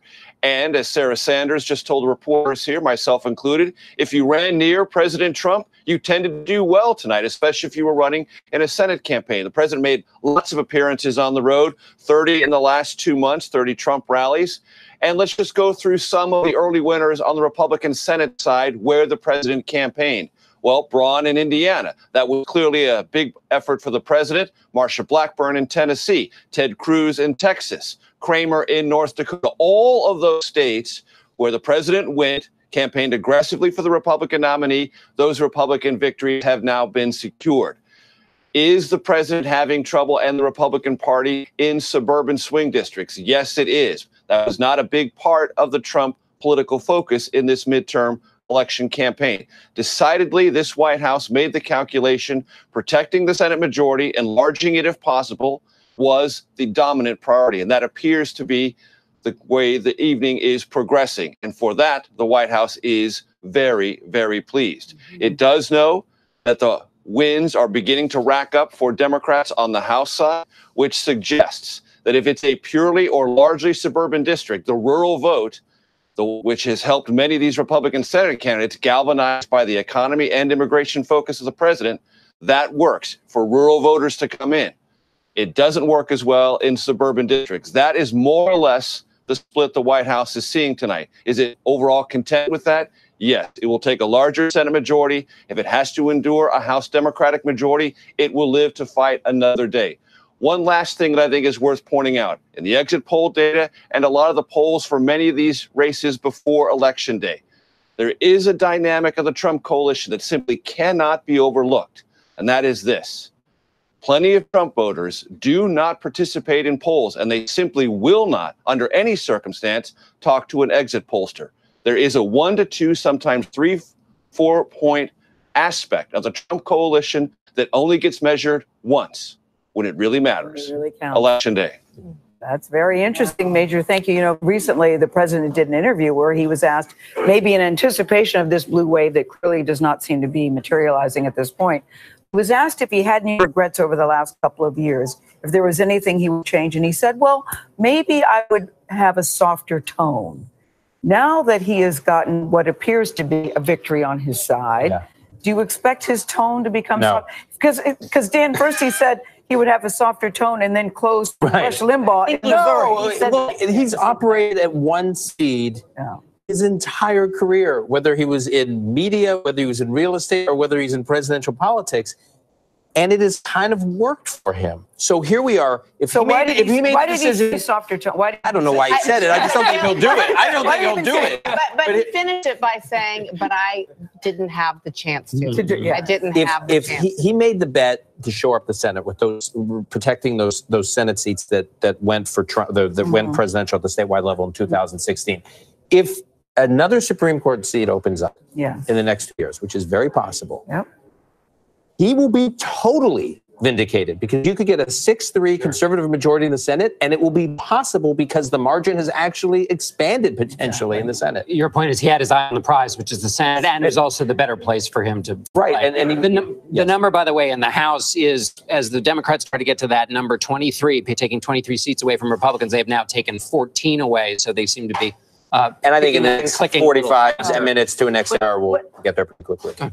The net effect of this, as we're reporting that Democrats are poised to take back the House of Representatives, is that Jerry Nadler, who is from New York, one of the most liberal members of Congress, is going to take over the judiciary. Andrew Schiff is going to take over House Intel. Democrats will have subpoena power. Maxine Waters takes over the Financial Services Committee. I mean, they will have subpoena power. They'll be breathing down the administration. They will be breathing down a lot of players in business. I think Bob Mueller becomes a lot less relevant tomorrow than he was today, because I think you have very ambitious Democrats chairing in committees with this investigative and subpoena power that you're describing, and they are going to want to be much more aggressive than Mueller has been. And I actually think potentially, now how the White House handles this is tricky, it's potentially a fantastic foil for President Trump heading into 2020. Donald Trump is not Ronald Reagan, but remind us again what happened. Ronald Reagan, 1980, huge defeat in 82. 82. And then goes on to run the table in 84. Well, Bill Clinton, I think it was a gift to him in 96, having had Newt Gingrich as a foil. Instead of, who was the Tom Foley running the House, running the House of Representatives. One could make the argument that Nancy Pelosi, with a narrow majority in the House, who will probably be weak, is a better foil for Donald Trump running for re-election than having Kevin McCarthy running a narrow majority. All right. We've got much more ahead here on CBS. Never boring. We are going to check in on Arizona, where one of two women is about to make history. Both these women have run Ironman competitions. Can't wait to dig into this race. These are incredible women. One of them is heading to the Senate. More when we come back.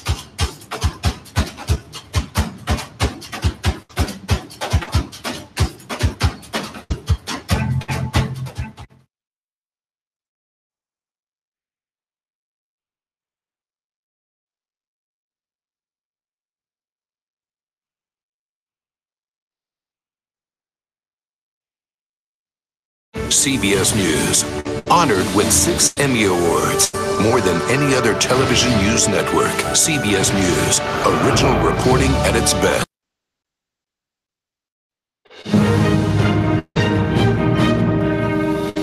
Arizona will soon have its first female senator. Republican Martha McSally, the first woman to fly a fighter jet in combat, faces Democrat Kristen Sinema, who hopes to become the first Democrat elected to the Senate from Arizona in 30 years. Let's check in now as we take a quick look at the board there. It is still a toss-up, according to CBS News. And Paula Reed is in Scottsdale, Arizona tonight at McSally headquarters. And Paula, I know you talked to both campaigns. What are you hearing?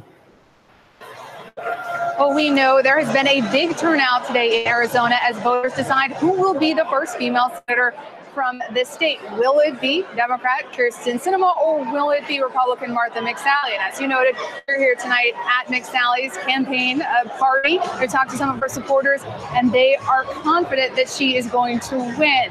We talked to the GOP chairman. He said they did very well in early voting, and he's confident that they also did very well in Maricopa County. But we don't have the results in that county yet. That's where 2/3 of Arizona's registered voters live and vote. Now, these two women, apart from being congresswomen, they don't have a lot in common, but they both have very interesting resumes. McSally, as you noted, she's a veteran. She served in the Air Force. She was also, as you noted, the first woman to fly a fighter jet in combat. Sinema, on the other hand, she's a former anti-war activist. She's an academic. She's a PhD. She's spoken extensively about her experience with childhood homelessness. She's also the first openly bisexual member of Congress. And in our reporting here on the ground, we've talked to supporters of both candidates. What's interesting is McSally's supporters cite her resume.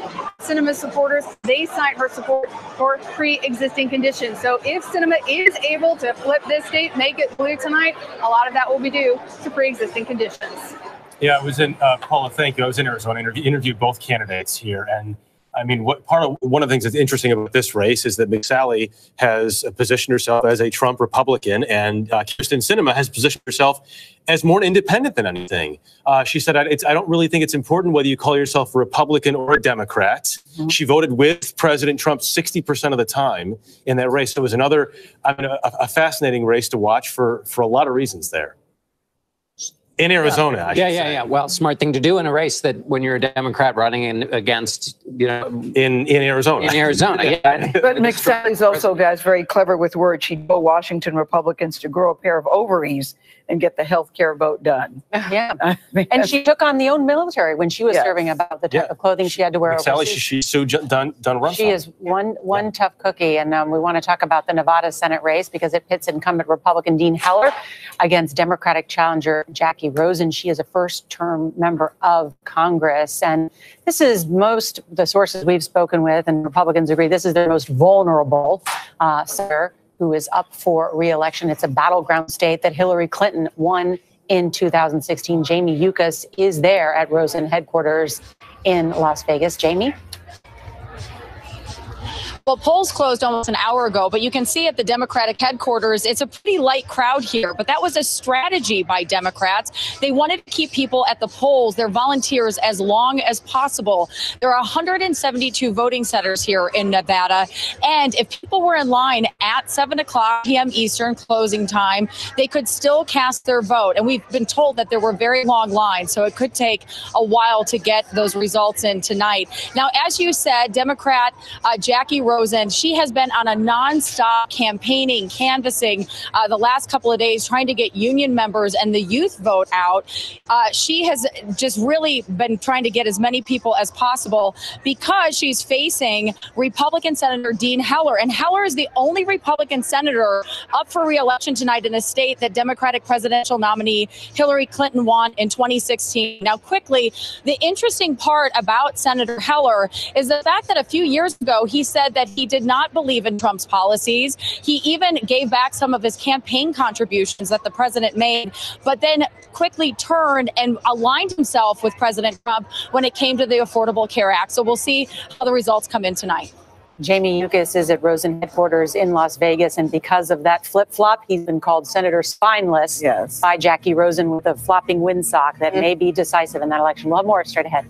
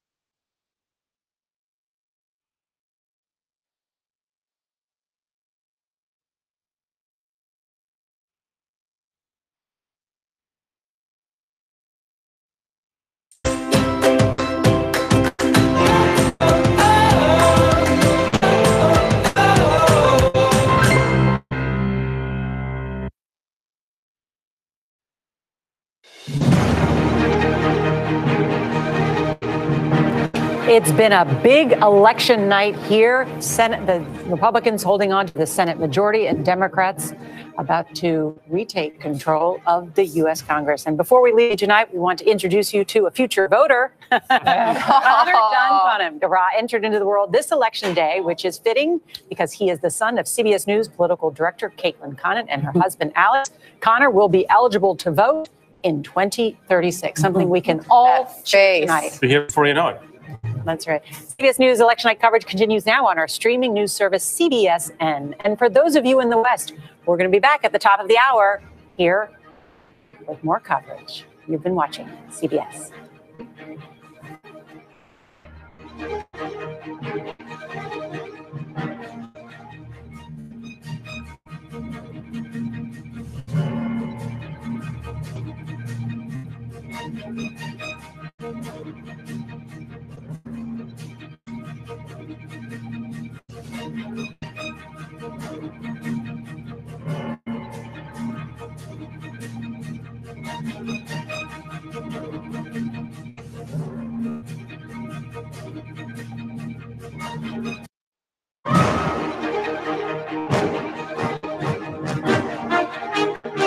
Well, I'm Elaine Quijano. And I'm Errol Barnett. Welcome to CBSN's election night coverage. Right now, we're going to take you to Tallahassee, Florida. That's where Andrew Gillum, the Democratic nominee for governor, is speaking. Let's listen in.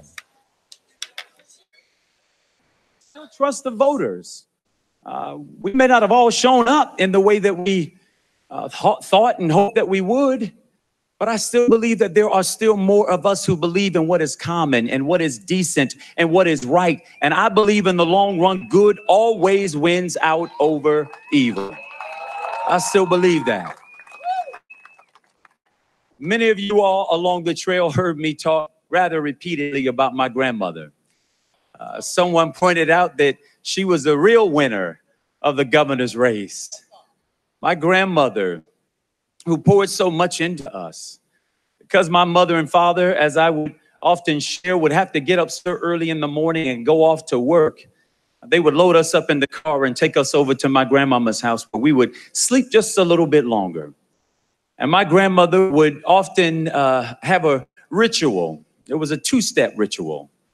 The first phase of that is that she'd grab her bottle of olive oil, sometimes cooking oil, whatever the shiniest oil was that she can get her hands on. And she would build a cross across my forehead. It was her way of sending us out into the day with a blessing that no harm would come our way. And then she would have this refrain where she would say, boy, go to school. Mind your teachers. Get your lesson. And one day bring that education home. She would say, bring it home for your little brother and your little sister who don't know what it is yet. Bring it home. Bring it home for that little boy down the street that you play with. God knows where he's going to end up. Bring it home. She said, bring it home for your mama and for your daddy who get out there every single day, going to work on somebody else's job in order to keep a roof over your head and clothes on your back and food on the table. Bring it home. As I shared with you on the campaign trail, I didn't always know what my grandmother was trying to communicate, but I would come to learn that what she was saying is that it wasn't just about me. Y'all, I'm reminded this evening that it is not about me. That it's not about my wife, not Chris King, not Kristen. It's about all of us. It's about the collective. This is about the belief that if we all do good, we can all do good. And we can do good by doing good. That if we all put our oars in the water and row in the same direction, that we can all get further than by ourselves. I still believe that to be true this evening. Even in defeat, I believe that to be true. The question is, we have a choice to make tomorrow morning. Are we going to wake up and bask in sorrow and defeat? Or are we going to get up and reassert ourselves to the mission at hand? Are we going to get up and fight for the things that we believe in? Are we going to get up and say that we still deserve our seat at the table? Look, I said before that I believe that we have to have a table in this state that is long enough, that is wide enough, that is deep enough to fit all of us. I still believe that we got to have that table. But y'all, we're just going to have to do a little bit more work in order to build that table. We're going to have to do a little bit more in order to make our way to it. If there's not a chair there for us, let's pull up our own folding chair. Let's make sure that people know we plan to have a seat at this thing and that we will not be ignored, that we will not be pushed aside, that we will not be pushed into the shadows anymore, that we're here and that we are here to stay. Y'all, I have to tell you, I am blown away by the volunteers that joined with us on the trail. I'm blown away by you. This was from the very beginning an extremely, extremely difficult task. I sincerely regret that I couldn't bring it home for you.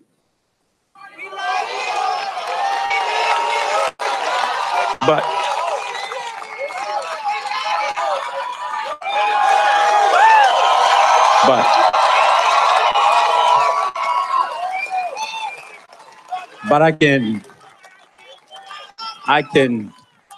can guarantee you this. I'm not going anywhere. We're going to fight. We're going to keep fighting. We're going to keep working. We're going to keep believing. And in all of that, I believe that ultimately we will be victorious. We will be victorious. So I want you to know on behalf of our families that we're so appreciative and thankful for you. And we want you to know that we're going to continue to lift our great state in prayer. We're going to lift our great nation in prayer. And we believe at the end of the day that we, not us, but we will still have the victory. God bless you. God keep you. And God bless the state of Florida. All right, we've been listening there to Andrew Gillum, the Democratic gubernatorial candidate in the state of Florida. Let's take you now to Ted Cruz, where the senator is speaking there in Houston. Let's listen. 2,000 people coming out. In Mission, 2,000 people coming out. In El Paso, 2,000 people coming out. And what was truly amazing at many of these events, we would ask, how many of you here are former Democrats? And we would see hands throughout the room, as we're seeing hands now, because Texas came together behind a common sense agenda of low taxes, low regulations, and lots of jobs. Securing the border and keeping our communities safe, and defending the Constitution and the Bill of Rights. And that is a common sense agenda that unites Texans from every part of the state. It was your hard work. This is a victory for the single mom who's been waiting tables, who suddenly sees her wages going up because the economy is booming. This is a victory for the oil field worker who sees now that the United States is the world's top producer of oil. This is a victory for all the kids who are seeing their parents in the last 2 years. 4 million people have come off of food stamps. Stop and reflect for a moment the lives transformed. People who had been dependent on government for basic food needs now have jobs and get to come home carrying a bag of groceries. Get to come home and look at their kids and say, I'm providing for my family, and their kids get to look up at mom, look up at dad, and see the hope. This was an election about hope and about the future, and the people of Texas rendered a verdict that we want a future with more jobs and more security and more freedom.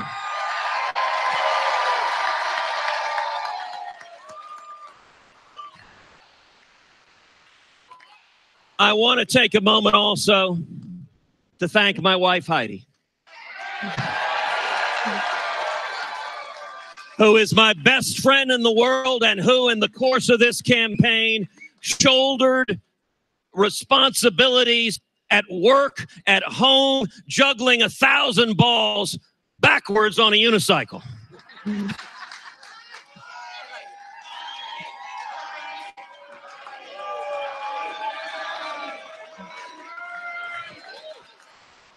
And I want to thank our girls. I want to thank Caroline and Catherine. It is hard. Having dad on the road all the time, having mom on the road all the time, it is hard, and these girls pay a price. And girls, mom and I love you with all of our hearts. And I could not possibly be prouder of the two of you. I also want to thank my mom and my dad, both of whom poured their hearts into this.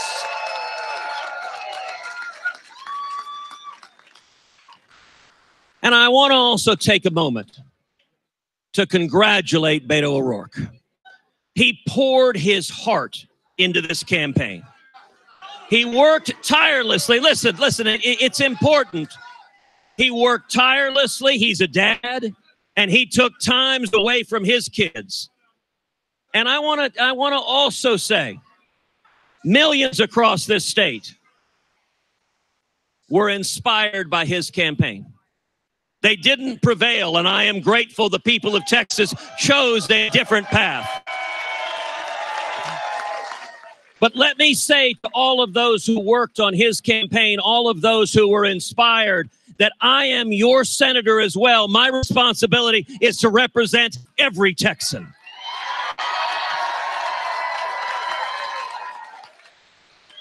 And I give you my word, I will always fight for your jobs, for your freedom, for your security. I will always fight to defend your constitutional rights. That applies to everyone in the great state of Texas.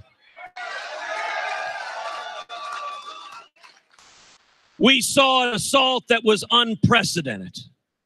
We saw a $100 million race with Hollywood coming in against the state, with the national media coming in against the state.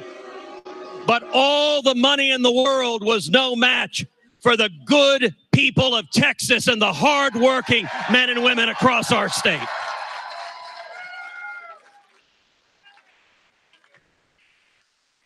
And I am so incredibly proud each and every day to stand up and to fight for you, to defend you. We are standing united. We have been delivering results. And now we need to go back to work and keep delivering results. More jobs, more security, more freedom. And it is my hope that with the bitterness and division we see nationally, that Texas can be a model for how we can come together, disagree, yes, but with civility, respecting each other's decency, respecting each other's humanity, treating each other the way each of us would like to be treated. My hope is that Texas can help lead the way to bring this country together behind a common sense agenda that benefits the people of Texas and the people of America. We love you. Thank you for every hour, every word, every step, every bit of passion. God bless you. All right, we've been listening to Senator Ted Cruz give his victory speech there at his campaign headquarters in Houston. You see, obviously, a very energized Senator Cruz on this night. It was a tight race against his Democratic opponent, Beto O'Rourke. And I see there, that was our Omar Villafranca. Hopefully we can talk to him in just a moment. But let's bring in now our panel. We have Michael Graham, a CBSN political contributor and columnist for the Boston Herald, CBSN political contributor, and Democratic strategist Joel Payne, and DC Bureau Chief for The Intercept, Ryan Grimm. Michael, I want to start with you. Explain to us the level of enthusiasm that we are seeing there from Senator Cruz tonight. What perchance might be behind that, considering what he's just gone through? Well, you know, Winston Churchill said there's nothing as exhilarating as being shot at without any effect, you know, and so I feel like he feels like he dodged a bullet, even though from the beginning, you know, Texas is just red. It really just is. And there's been, I will say, you know, a lot of folks on my side, Republican side of the aisle, have been snickering about the amount of money going in and the Beto mania and the T-shirts and the tats and whatever. But, you know, it was a competitive race in a state where it shouldn't be competitive. And that's a testament to the fact that Beto O'Rourke, like Andrew Gillum in Florida, has real political skill, and it matters. And Ted Cruz is the kind of guy, not warm and fuzzy isn't the word I would use to describe Senator Cruz, you know, so it made it a race, and it was a lot of money, and you have to wonder how Claire McCaskill and Heidi Heitkamp and some others might feel about that money going down to Texas. And speaking of that, Joel, what do you make of the mood for Democrats tonight? We saw Senator Cruz there enthused and energized after facing a real challenge from Beto O'Rourke. And we heard that after we saw Andrew Gillum effectively concede and say, well, this wasn't about me. I still believe decency can win. However, at this hour, 11:12 p.m. on the East Coast, there isn't real tangible evidence of this blue wave we have heard so much about. So what's on your mind? I don't know how many people here are fans of boxing. This is a split decision. Okay. And really, when you have a split decision, the tie goes to the champion, and the president right now is the champion. I think Democrats have a lot to hang their hat on after tonight. I don't think it can be understated that there are going to be about 12 new House Democratic chairs that are going to have subpoena power, not to necessarily go and impeach the president, but to hold the president accountable. I think Democrats are going to take a lot of solace in that. I don't know if Nancy Pelosi is going to be the speaker, but whoever is going to be leading the Democrats in the House will have a lot of energy behind them, because it's the only check that Democrats have right now. But I will say this. Democrats are certainly disappointed with some of the key losses that we've seen tonight. Andrew Gillum was a rock star, similar to Beto O'Rourke. And we're seeing that Andrew Gillum is not going to turn out to be the victor that we thought he would tonight. And there are other places around, and I'm sure we'll get to them, other places around the country where we have a similar impact. Well, let's turn back to Texas for a moment, because our Omar Villafranca is standing by in Houston, where we saw Senator Cruz thanking his supporters after winning his reelection. So, Omar, take us inside the campaign. How are they feeling after what we saw was a really tight race all throughout the night? Well, they're breathing a sigh of relief, because they did win, but just maybe an hour before CBS News projected that Ted Cruz would win, one of the top strategists for the Cruz campaign, Jeff Rowe, came out and said it could be a long night. We're watching a lot of numbers. He urged the crowd to have a little bit of patience. Even at the top of the Cruz campaign, they were a little bit leery about what the numbers were going to show. Keep in mind, Texas has 2 time zones, so we were not going to start getting at least El Paso's, which is in Mountain Time, till after they closed. There was another glitch in everything that was supposed to be coming in.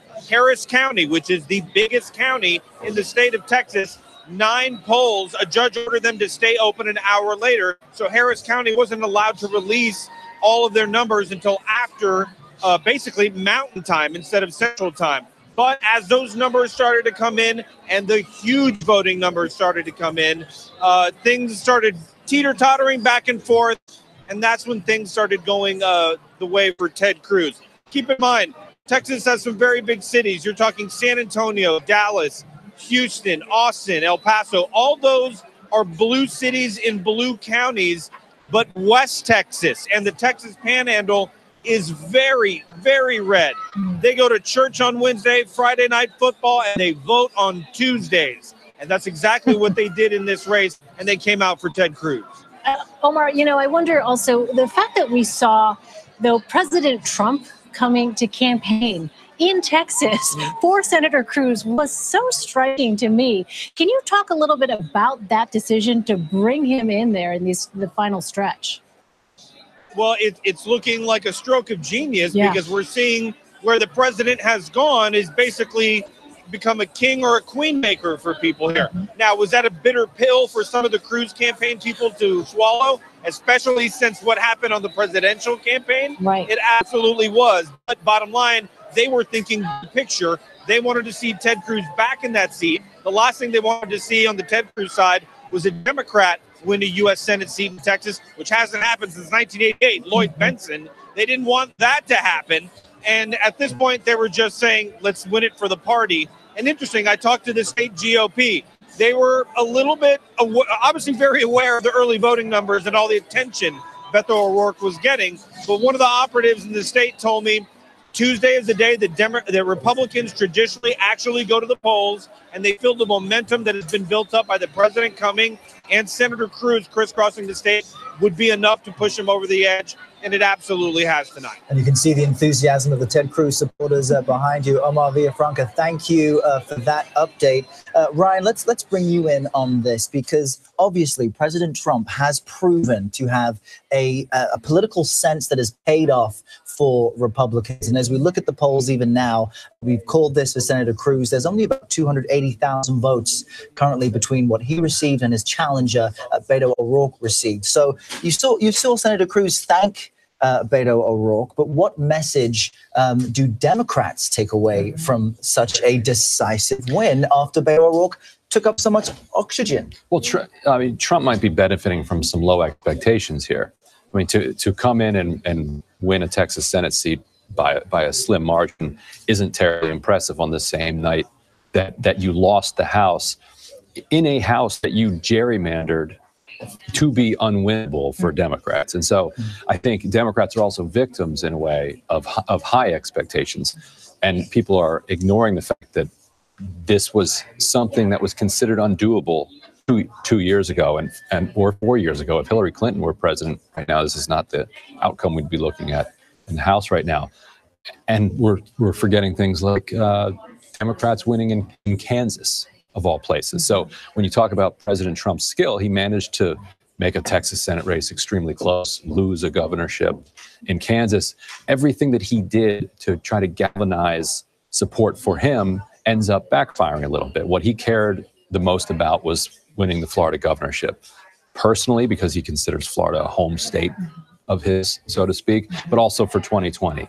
He couldn't imagine Andrew Gillum being governor of Florida going into a 2020 race. And so he put everything he had into turning out what he calls his people in Florida and in Texas. And that backfired in suburbs around the country. And so on Monday, yesterday, I wrote for CBS News exactly this conversation. Right. What does a win look like for Democrats? And I wrote, I didn't think, from what I was hearing, the expectations, the passion from the people who were active, that if they won a narrow victory in the House but went backwards in the Senate, made it easier for Ruth Bader Ginsburg's replacement to be appointed by a Republican Senate, well, they really count that as a win. And as you said, in a traditional year, hey, you won the House, you've got the committees, but it doesn't feel like a win. And so what does that mean? I think one thing it means is that Nancy Pelosi is not going to be the next speaker. What do you think, Joe? Let's not miss the forest for the trees here, though. Yes, Beto didn't win, but it's very possible that Beto pulled Colin Allred in a nearby district,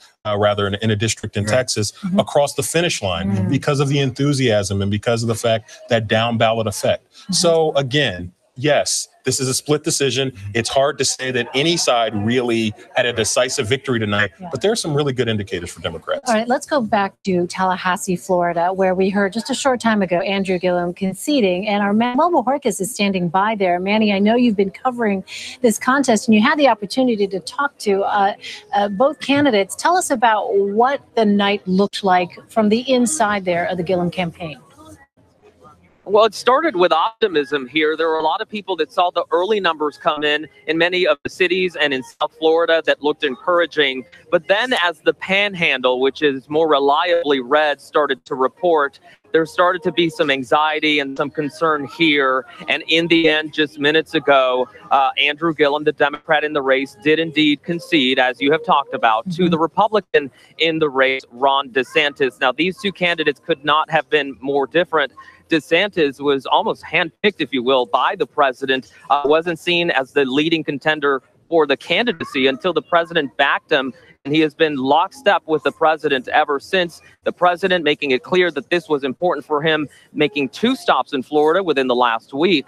Now, on the other hand, you had Gillum, who was a Bernie Sanders-backed progressive, but those policies were hammered by the president and by his opponent here, Ron DeSantis. In the end, they just did not have the votes. The margin, about 1% there, that's about the same margin that the president had when he won this state in 2016. So those Trump voters here in Florida, as far as the governor's race, seem to be lockstep from what we had 2 years ago here.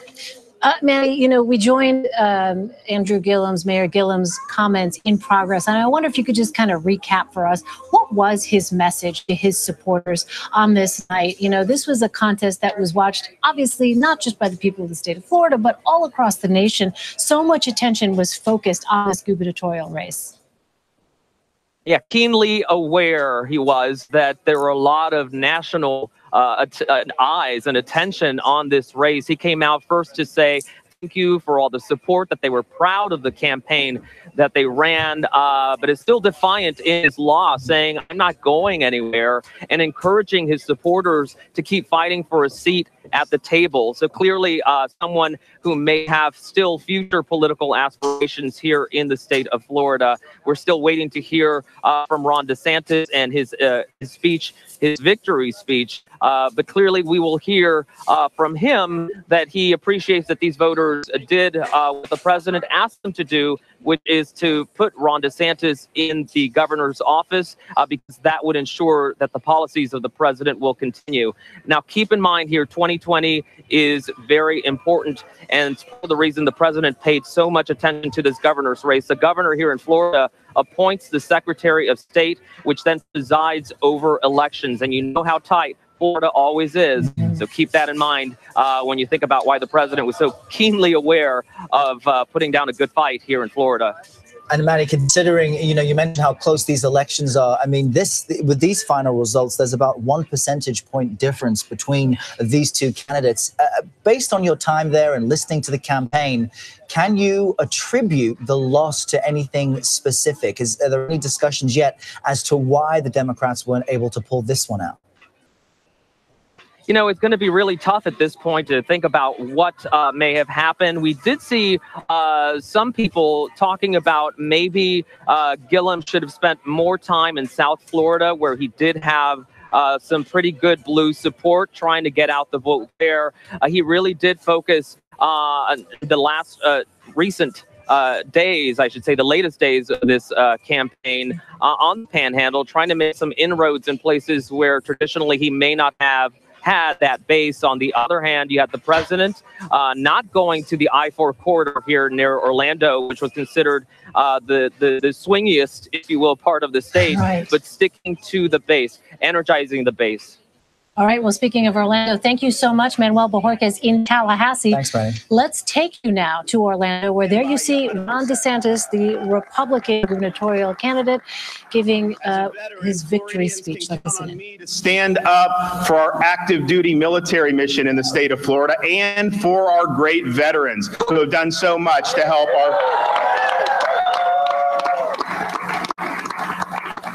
Floridians can also count on me to appoint solid constitutionalists to our state Supreme Court and other courts,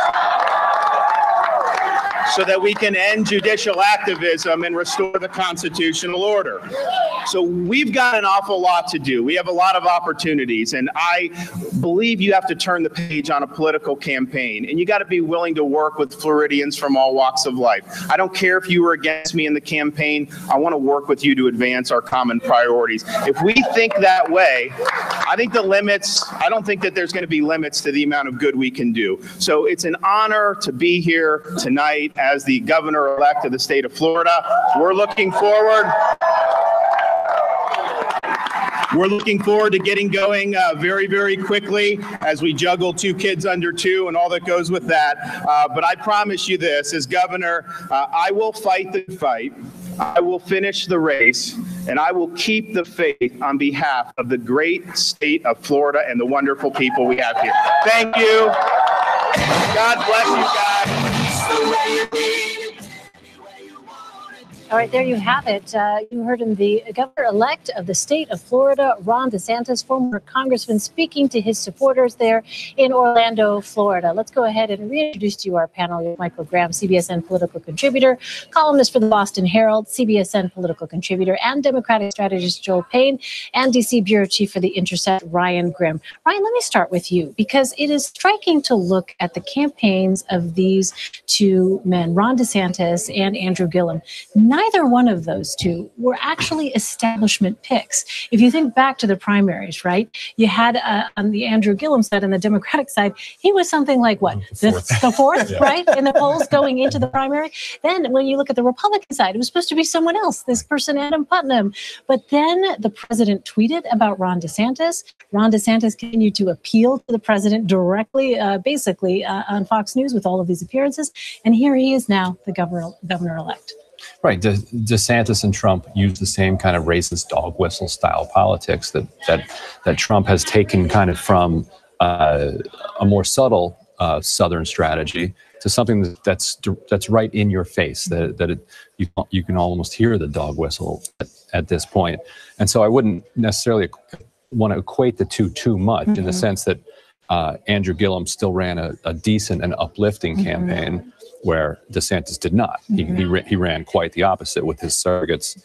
They were far, though. They were not necessarily centrist, I guess is the point. They weren't necessarily the establishment picks. And that's what we're seeing, that the center in this country isn't holding. And so you're going to have this contest within the Democratic Party. You're going to have some people saying we need to move back to the center.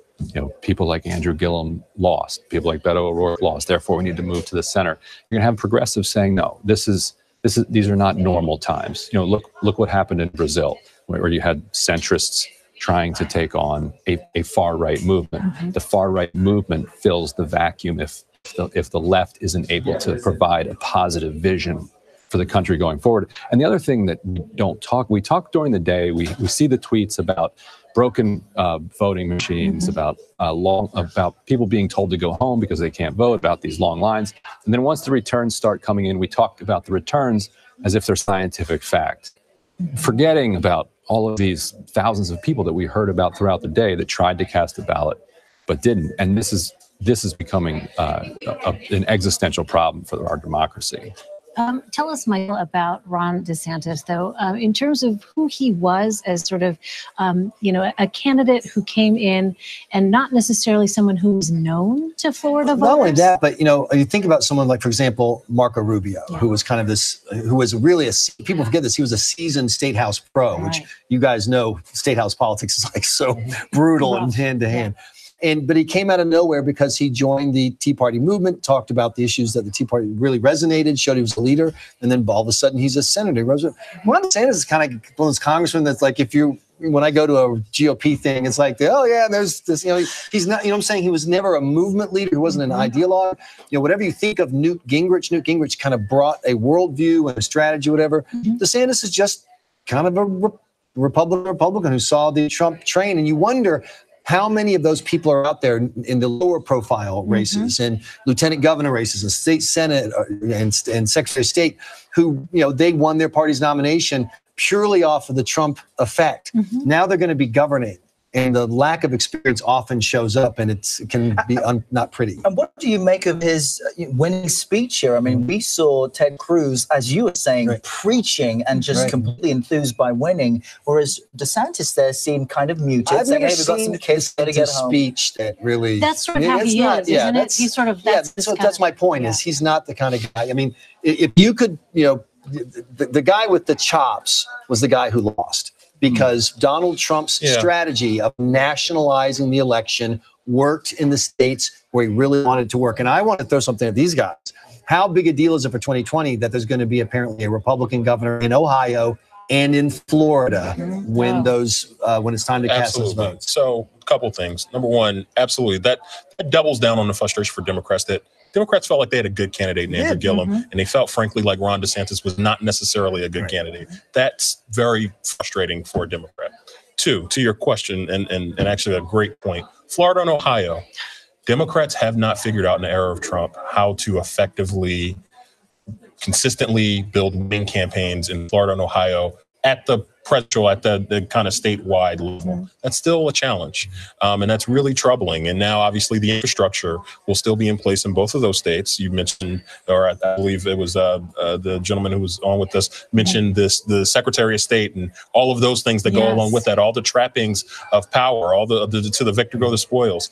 Democrats have to figure out in those two states where we all know these national elections always come down to how do you win in Ohio? How do you win in Florida with Donald Trump in the White House? I mean, do you think that it was, Joel, a misunderstanding of actually the demographics, or because we kept hearing about that, right? I mean, this was Andrew Gillum's strategy, trying to appeal to younger voters, trying to appeal to minority voters. What does it tell us that he wasn't able to pull off a victory? I really want to dig through the numbers, but I'll be honest with you. I don't know if this was Andrew Gillum underperforming. Right. And I think that's the flummoxing part for Democrats, is that I think this is about Republicans and, read Donald Trump and the Trump effect, the power of the Trump overperforming. effect. And again, how do Democrats combat that? The president has made it very clear. When I want to, I can put my thumb on the scale and I can impact a race. You don't have to like him. You don't have to follow him. But he does have an impact.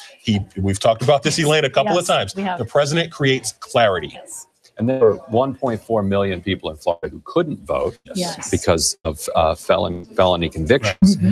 They will now be able to vote. Amendment 4, the greatest expansion of the franchise since women were given the right to vote, comes through this amendment. What Democrats need to do, though, is go out and register them and then inspire them to get out to vote. Yeah, because the question is, who does it benefit? Do we know? I mean, that's the other thing, too. When you look at the fact that, so Andrew Gillum lost, you have that initiative actually passing. How do we also, we don't know what's going to happen in that Senate race. I mean, I actually have seen that. I've seen that Bill Nelson is running pretty well, which is it's just not disconcerting. It's strange to me because I think at the beginning of the night, the assumption from me, maybe wrongly, was that Andrew Gillum was going to pull Bill Nelson over the finish line. And I think now the feeling is, well, wait a minute, did people split tickets and say, I'm going to vote for Ron DeSantis and Bill Nelson? Clearly. So here's what happened tonight. I keep coming back to the small little state of New Hampshire because I cover it for New Hampshire Journal and because it's such a purple state. The swingiest district in the country is the first congressional district. It's flipped 5 times in 6 elections. And what happened tonight?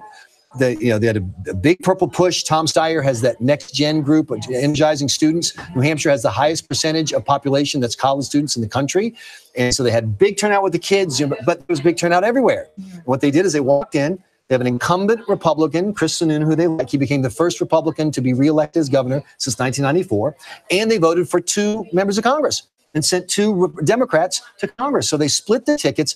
They looked past the big, noisy picture, and they said, I like this guy. I like these 2 people. And they made, and that kind of crafting, he said, splitting the votes and moving the votes, that was going on tonight. Hold those thoughts for just 1 second because we want to take a quick moment to breathe. But the news right now is that CBS News projects Democrats will control the House, Republicans to control the Senate, and a lot of these close governors' races tilting towards Republicans at this stage. We'll be back with more after this.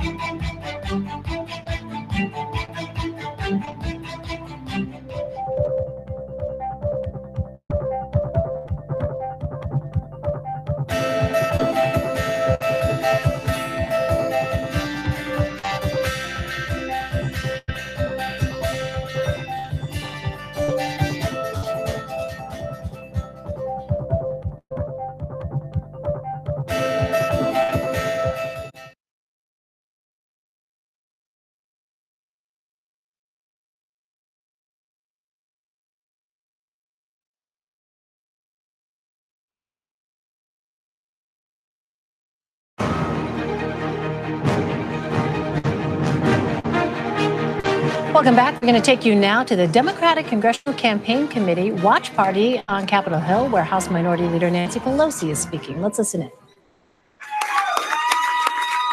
I want to acknowledge my two grandsons, Thomas and Paul, as they wave to their other cousins and Bella in California, who's still campaigning up until the last minute in California, because it's all about the children. I want to, before I thank all of you more fully, thank my colleagues and acknowledge their leadership and their presence here. Our distinguished whip from Maryland, Steny Hoyer.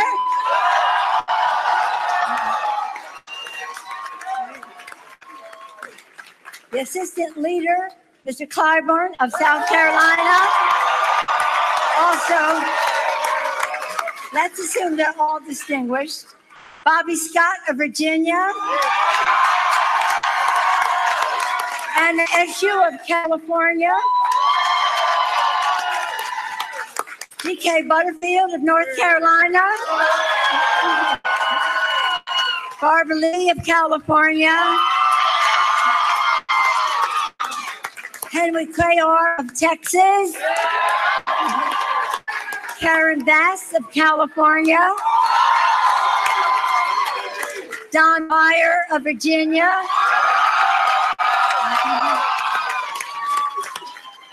And Brendan Boyle of Pennsylvania.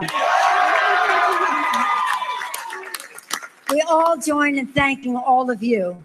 Many of you are our VIPs, our real VIPs, our volunteers in politics. The women and men who've mobilized in historic numbers, who saw what this GOP Congress was doing and refused to stand still.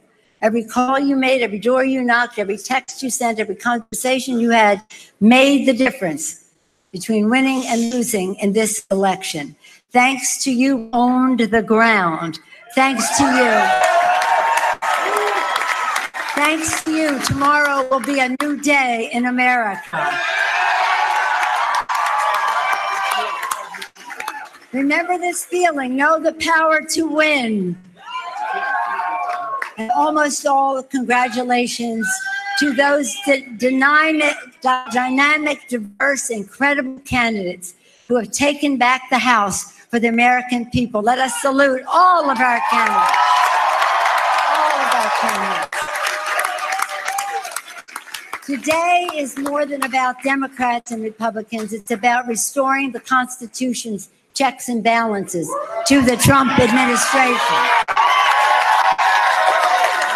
It's about stopping the GOP and Mitch McConnell's assault on Medicare, Medicaid, the Affordable Care Act, and the health care of 130 million Americans living with pre-existing medical conditions. Let's hear it more for pre-existing medical conditions. It's about ending wealthy special interest free reign over Washington, but more than anything, it's about what a new Democratic majority will mean in the lives of hardworking Americans. That's what it's about. Democrats pledge a Congress that works for the people. For the people. Lower the cost of health care by lowering the cost of prescription drugs. Raise workers' wages with strong economic growth by rebuilding the infrastructure of America. Clean up corruption to make Washington work for all Americans. We will take real, very, very strong legislative action to negotiate down the price control of prescription drugs that is burdening seniors and families across America. We will deliver a transformational investment in America's infrastructure to create more good-paying jobs, rebuilding our roads, bridges, schools, water systems, broadband networks, and schools and housing and beyond. We will drain the swamp of dark interest money in our elections, because when we do, Americans have greater confidence in everything their Congress works on, from healthcare to taxes to guns to clean air and clean water for our children, when they know that the people's interest will prevail, not the dark special interest. In stark contrast to the GOP Congress, the Democratic Congress will be led with transparency and openness so that the public can see what's happening and how it affects them, and that they can weigh in with the members of Congress and with the President of the United States. We will have accountability, and we will strive for bipartisanship with fairness on all sides. We will have a responsibility to find our common ground where we can, stand our ground where we can't, but we must try.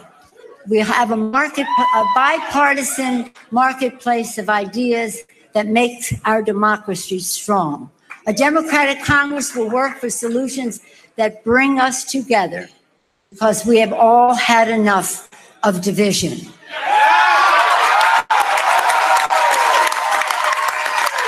The American people want peace.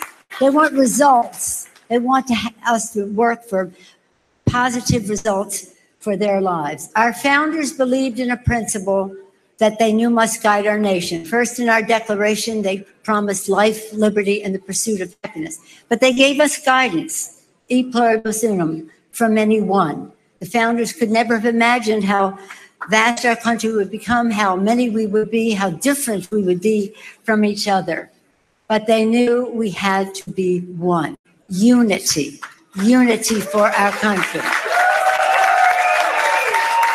And that today the American people have spoken to restore that vision. With this new Democratic majority, we'll honor the vision of our founders for a country having a legitimate debate, but remembering that we are one country. We'll honor the sacrifices of our men and women in uniform and their families who have made us the land of the free and the home of the brave. To build a better future worthy of their sacrifice. And we must honor and respect the aspirations of our children. Elections are about future and what we do for our children's future. So thank you all for making the future better for all of America's children. God bless you. God bless America. Thank you all very much.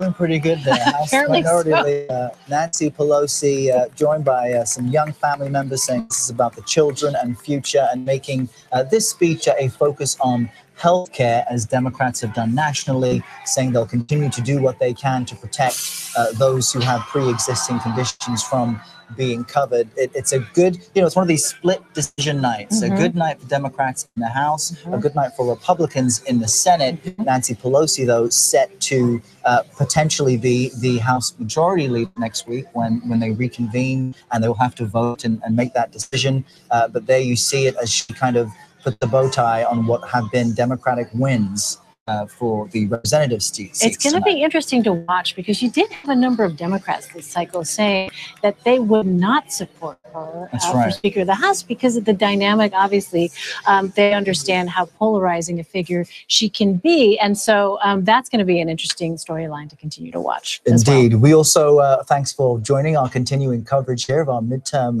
election votes as they continue the results still watching. Come in.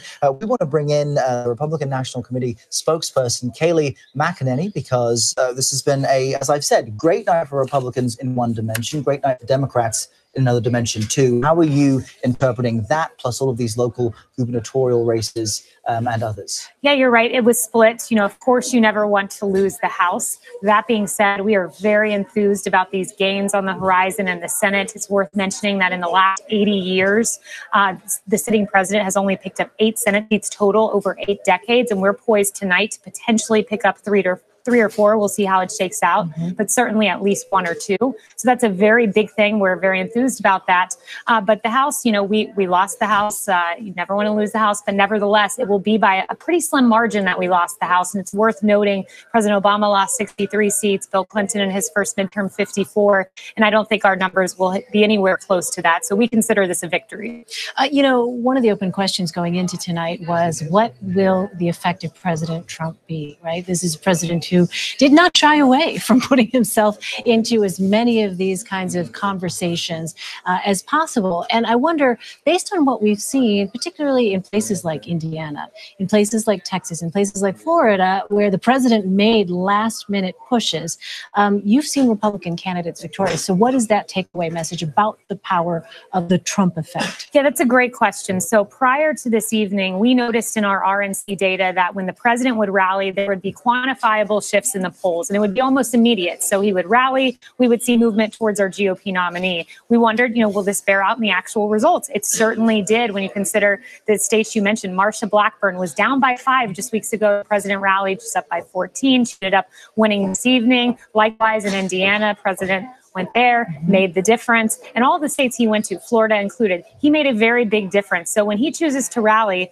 it makes a difference. And it's worth noting some of our Republican incumbents who lost in Congress were noted critics of the president. So it might have had the opposite effect for those who chose to criticize the president. How might this change, though, the president's tone or strategy politically moving forward? Because it seems as though the very thing that has energized Republicans to show out on the Senate side is what really encouraged Democrats to show up in these local races as well. Is there not a concern that this is a double-edged sword?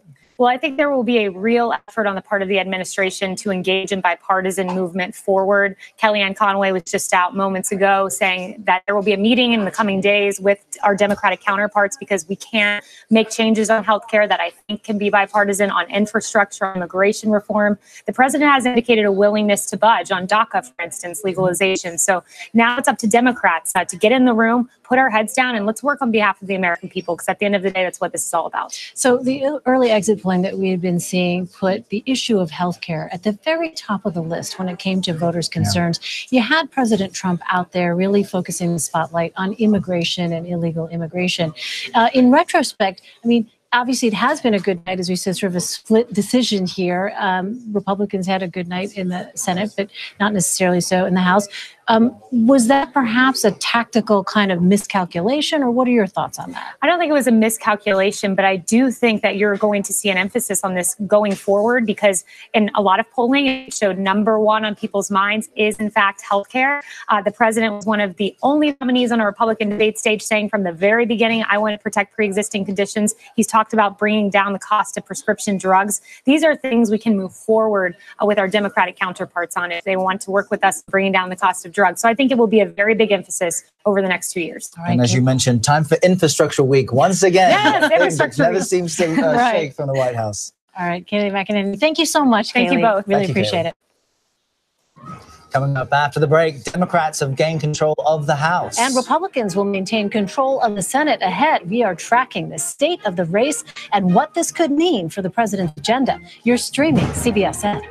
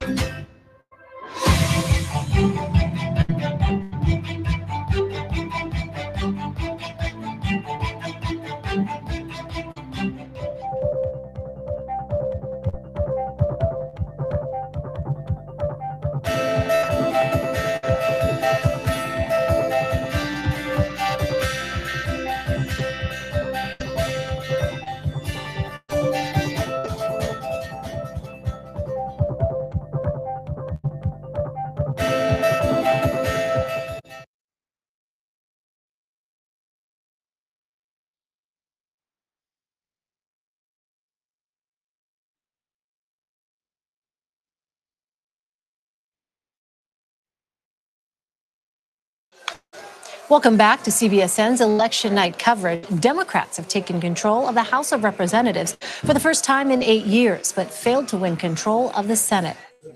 Here with us is the vice chair of the DNC, Michael Blake. Michael, thanks so much for joining us. So let's talk about this blue wave. You know, it has not seemed to materialize here for the Democrats. Overall, are you satisfied with the way in which these campaigns were run and the focus that they had tonight? Well, I would first say there has been a blue wave. It's not just in what happened in the House, which we obviously took back the House, but let's also talk about the governor's races that we were able to pick up across the country. You look at Michigan with Gretchen Whitmer, you see in Kansas, you see the great progress has been happening, and we haven't even looked at what's happening in the West as of yet. We're still waiting on those races in that manner. We flipped back control in the state Senate in Colorado. We flipped back control in the state Senate here in New York. So we've definitely had progress itself. You know, look, but we can't ignore the fact when you see what happened in Florida and you see what happened in Georgia, it is disappointing because it is clear that dog whistles prevailed in those states in that manner. But that said, we have more progress that we have to make in the country, but we're definitely excited we have taken control back of the House. What do you attribute the limit to the Democratic gains? Because the party has been split on a lot of these local races as of how intensely to criticize President Trump. Some candidates said, look, I'm just going to talk about the local issues, healthcare, of course, chief among them, while others have taken a much more direct attack. And there doesn't seem to be consensus within the party as to which is the winnable approach. Based on the results now, how do you see the answer to that question? Well, I think it's a both and. I mean, I think we can't ignore the fact that healthcare was clearly the #1 issue across the country, and everywhere we were talking about that and being very direct about it. You know, simultaneously, we were also very direct of the racist, sexist, misogynistic language of Donald Trump and the Republican candidate itself. Unfortunately, in some places, it seemed like both prevailed. That individuals decided that healthcare was important to them, but also supporting the Republican candidate as well. That said, when we think about the opportunity that's at hand, we were able to take back control of the House, and we're clearly going to pick up more seats. We have picked up on governor mansions that we didn't have before for some time. We have state control and state legislators as well. But we have to be much more direct and continue to progress ahead. But we can't ignore the fact that we've had a great night tonight in many ways. You know, you have people saying today, will Democrats actually take back the House? We did that by a pretty considerable margin. Let's talk about Texas. What's the takeaway there from what happened with Senator Ted Cruz and Beto O'Rourke? You know, he ran this campaign that got a lot of national attention, frankly. But at the same time, you know, there was a question about whether or not what he was doing within the state of Texas was actually going to produce results. And we saw in the end there, you know, Senator Cruz brought in President Trump to campaign for him in a red state, which I thought was really interesting. And in the end, Senator Cruz prevailed. What's the takeaway for Democrats based on what we saw play out there in Texas? Well, not only do we have a remarkable candidate in Beto O'Rourke, but we've had congressional pickups that happened in Texas as well, which we can't ignore that dynamic. I think Beto definitely helped a lot of the House races that happened down there and bringing them across the finish line. And then the fact that Ted Cruz needed help to get to 51% is a demonstration that he wasn't a very strong candidate, but it is still a deep red seat, deep red state. We can't ignore that reality in that manner. However, when you look at what has happened in Texas and you look at other states across the country, it is a clear indication that while you might have won at the top of the ticket, you've had down ballot victories that way would prevail as well.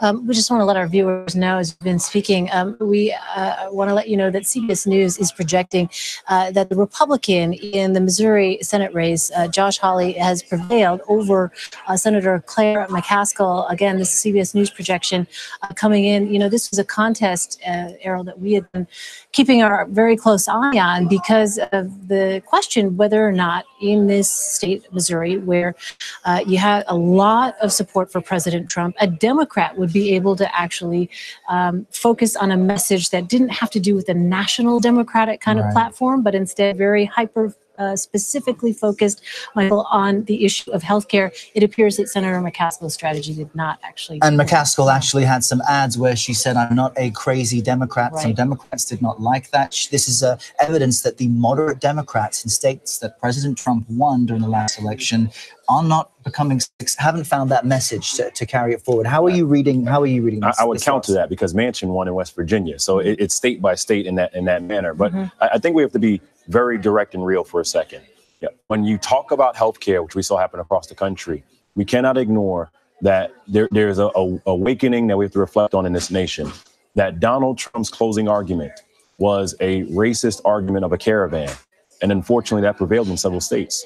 that at the end of the day, it was able to mobilize the base to bring home some of these states in this manner. The fact that you have states that the Democrat lost at the top of the ticket, but you had multiple wins down ballot, it is concerning to see that reflection, because clearly healthcare was the number one issue. About 44% of voters across the country said healthcare was the number one issue. Clearly, people believe Democrats are strong on the issue of healthcare. And so when you're seeing that happen, it is clear there seemed to be an overperformance in the base on the Republican side. Clearly, turnout was remarkable on the Democratic side, but it wasn't enough in some of these places. Do I believe you have to continue to drive that home? Yes, we're going to keep talking about healthcare. We're going to keep talking about education. We're going to keep talking about jobs. But we have to make sure we're also not ignoring the fact that there's a concern of this narrative that is happening on the other side. Which demographic, based on the results that we're seeing now, appear to be the ones in which Democrats weren't able to get over to their side? We know that suburban white women, for example, were seen as this group that potentially would switch allegiances from their previous support of President Trump and support Democratic candidates, while a lot of Democrats were trying to pull in younger voters or minority voters as well. How are you identifying which groups Democrats weren't able to convince would create a better situation for them? I think the demographics clearly prevailed in the margin of House seats that we were able to win, the governor seats we won, the state House races we won. There were difficult states to win statewide. And when we look at the states that we didn't win on tonight, you look at Missouri, which was difficult, North Dakota, which was difficult, and Heidi Heitkamp deserves credit for taking a stand when it came to the Kavanaugh issue. When you look at Indiana, same thing with Joe Donnelly.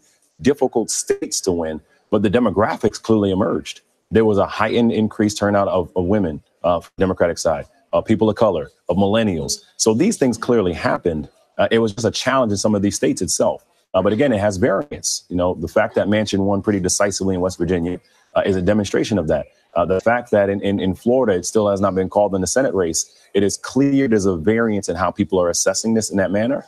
And going into 2020, can you feel very confident? There are particular states, such as Michigan, which had a dominating win for Democrats up and down the ticket, such as Wisconsin, which right now Tony Evers is leading in that race to defeat Scott Walker. When you see these races where we had challenges in Pennsylvania, which was pretty much called immediately, states that we did not win in 2016, that we have pretty decisive wins this year, there's no reason to believe going into 2020 we'll have victories there as well.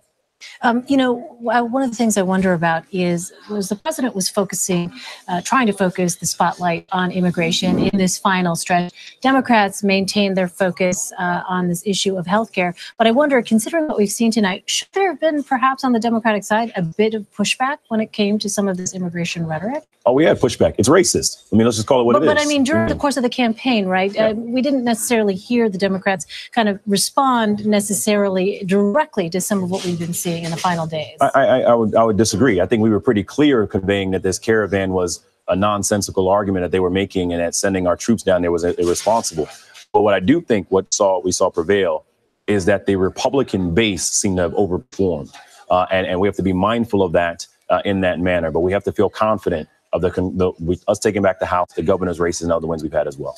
Vice Chair of the DNC, Michael Blake, thank you very much for your time. But the news continues right here on CBS. Our election night coverage continues with Nora O'Donnell and the rest of the team after this short break. You're streaming CBSN, CBS News Always On. Yes.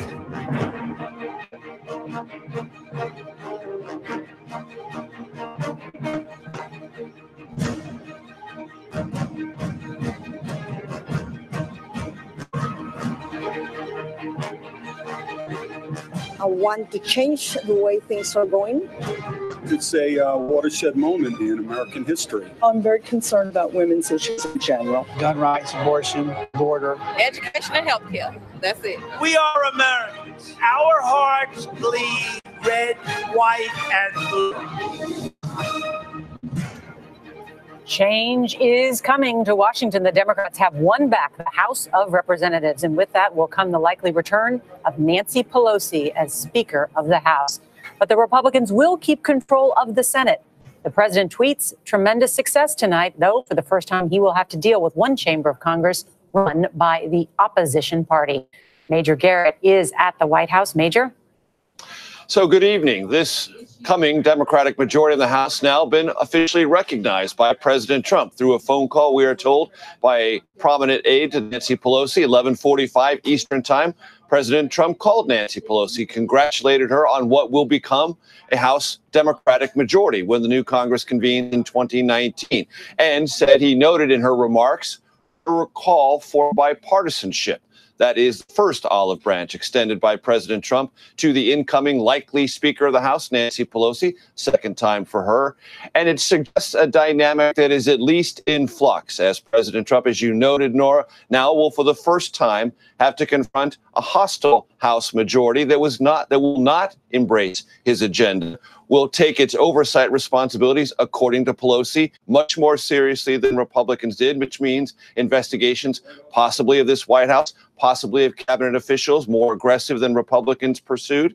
Pelosi would say they didn't pursue them at all, and Democrats will. That's one front to watch. One other thing to keep in mind, there's going to be a lame duck Congress when Congress returns, still under Republican control. That may mean revitalizing a tax cut, because the House Republicans passed that right before this election. Senate Republicans may try to do that. That may be one of the last things President Trump, with a Republican Congress still inclined in his agenda direction, may try to accomplish before Democrats take over, because the president knows another tax cut from the House Democrats that he favors is probably not going to happen. All right, Major Garrett there at the White House, and Jamel Bowie, chief political correspondent for Slate Magazine and an analyst for CBS News, now joins us at the table. Good to see you, Jamel. Good to see you all. So you see Major, talking about already before this new Congress, that lame duck Congress, whether we'll try and get anything done. What does this mean for the future of Americans? What will happen? That's a very broad question. I think in this lame duck, there might be a tax cut. President Trump did promise a big middle-class tax cut before the election.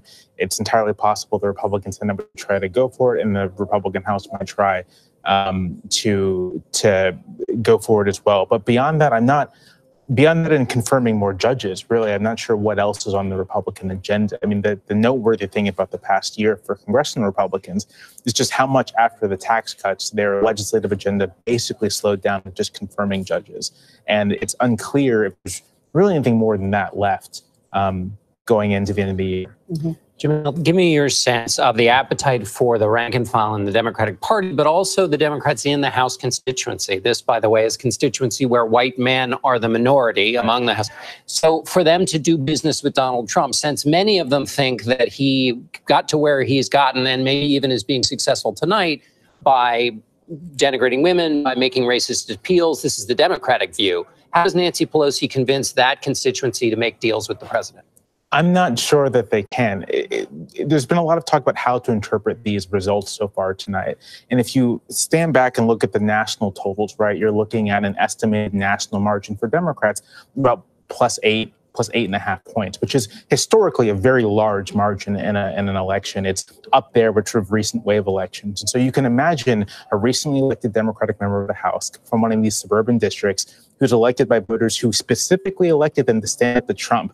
And are they going to then, when Leader Pelosi or Speaker Pelosi says, oh, we need to cut this deal on infrastructure, are they going to say, oh, of course, because my people elected me to cut a deal on infrastructure? Or are they going to say, no, I was brought here by voters to send up to Trump, and that's what I'm going to do, and that doesn't involve cutting any deals? Meantime, in the short term, the president has doubled down on immigration going into tonight, saying that he was going to be sending some 15,000 troops to the border, talking about this caravan. Does that all stop now, or what happens next? Because it seems like a lot of this turnout was, in fact, on immigration. I think one of the stories of tonight is just how those sorts of appeals, and I would describe them as racist appeals based on the final ad that the president kind of debuted before Tuesday. Which many networks refused to play. Which many networks refused to play. Which all at this point, The White House surely believes that appeal helped drive up rural and ex-urban turnout. And if you look at sort of the Florida results or the Georgia results, what it does look like is that races that look like either tied or slight Democratic leans were upturned by a surge of voters from rural counties coming out because of that message. And so I think that the president sees every incentive to keep going in that direction. And when you look at a 2020 map, we consider that Ohio and Florida are sort of must-win states, or one of them is a must-win state for Democrats. The fact that the president can generate this turnout among his base with these sorts of messages makes it difficult for Democrats. I'm not sure the Democratic Party has quite figured out how to respond to what is, I think, racial demagoguery of that scale. So calling it a split decision tonight, Bob Schieffer called it two different planets. It was another reference was Tale of Two Cities. Is this a win-win for both parties? Both parties can celebrate something tonight? It's a super strange result. I mean, Republicans can obviously celebrate that they've expanded their Senate majority, I think, beyond what even most people expected. They really have bolstered that majority. Democrats have won the House. That is a big deal. If they have a 31, 32, 33 seat game, that's not on the order of the largest waves in American history, but it's a pretty substantial result. Those are positive things for both parties. I think something that's interesting is when you're looking at exit polls and you see how Democrats nationally have won pretty much every demographic group except for whites over the age of 45 and white men.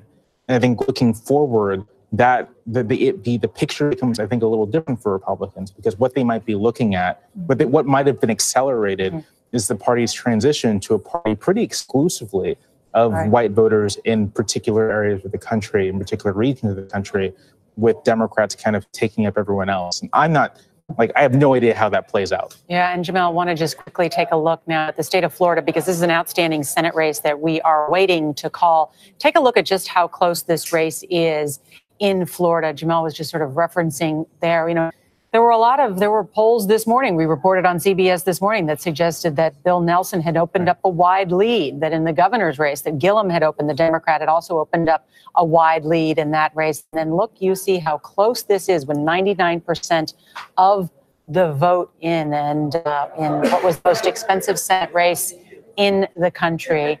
Some of that noise you hear is actually from our election desk, and they are probably looking very closely, saying, can we call this race? What do we know? What do we don't know? Let's turn to Nancy Cordes now, too, because to pivot off our conversation about, is there really anything that Pelosi and Trump can agree on? What was the subject of their conversation tonight? Well, there are areas of potential agreement, Nora. Both of them say, for example, that they'd like to work very quickly on trying to lower prescription drug prices.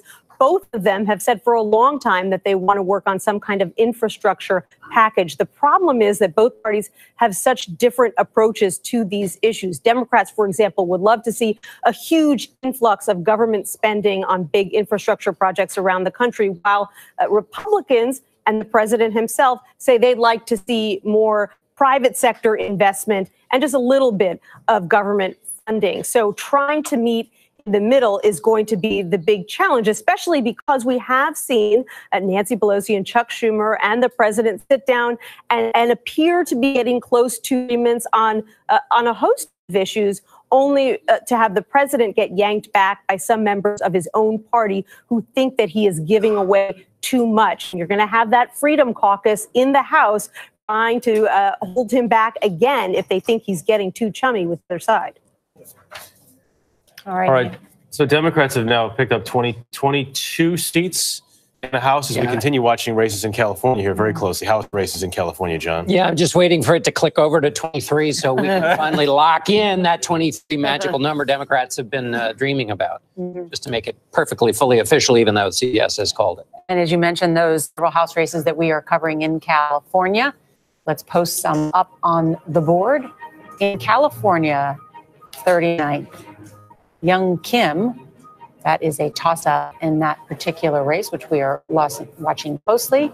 Let's go now to California 49th District. Also still a toss-up, but one we're watching very closely. And in California 48th, Dana Rohrabacher versus Harley Rhoda, and which could be a Democratic pickup in that race, but still too early to call. And the toss-up at this hour. Carter Evans in Newport Beach, California. Carter? Well, we're at the election night event for Democratic congressional candidate Harley Rhoda. Now, this is one of the most significant congressional races here in California, and certainly one of the most high profile.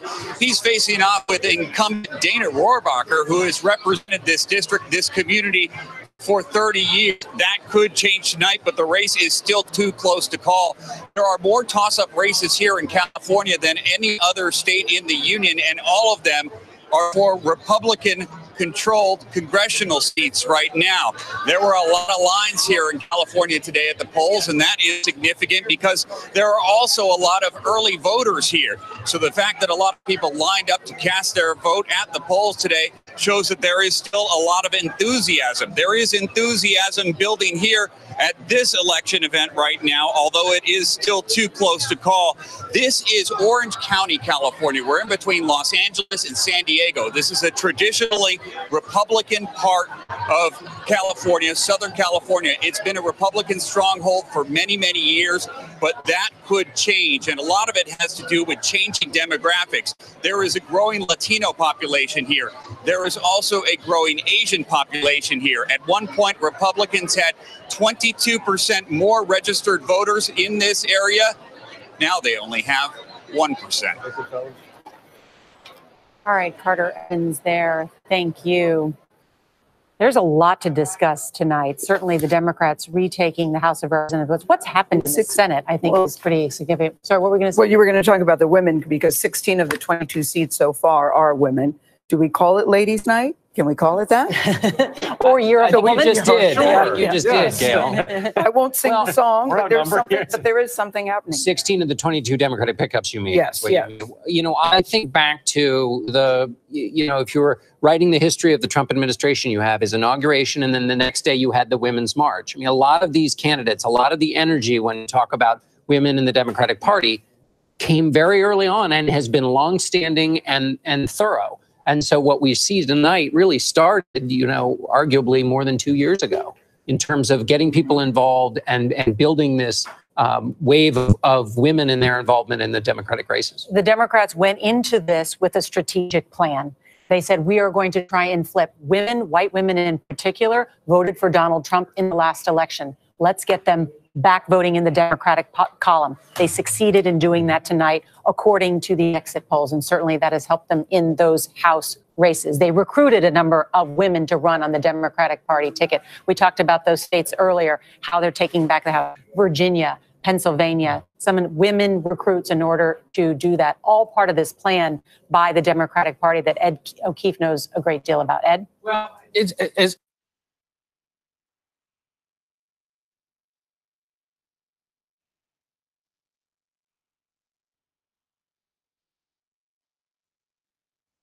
if I'm not mistaken, we've hit 23. Yes. And Otto just put him over the top. Right, and there's a seat just north of here in New York. Several of our colleagues may actually have second homes in the Hudson Valley, the 19th congressional district. The Republican is John Faso, who is a longtime political figure in upstate New York. He's old enough to have been my assemblyman back in the day when I was living in Albany. But Antonio Delgado is the Democrat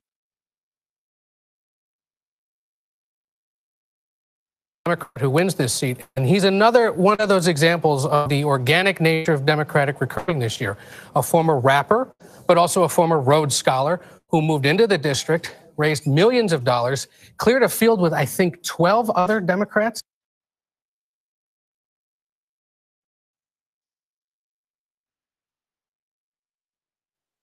Right. And pulled it off tonight.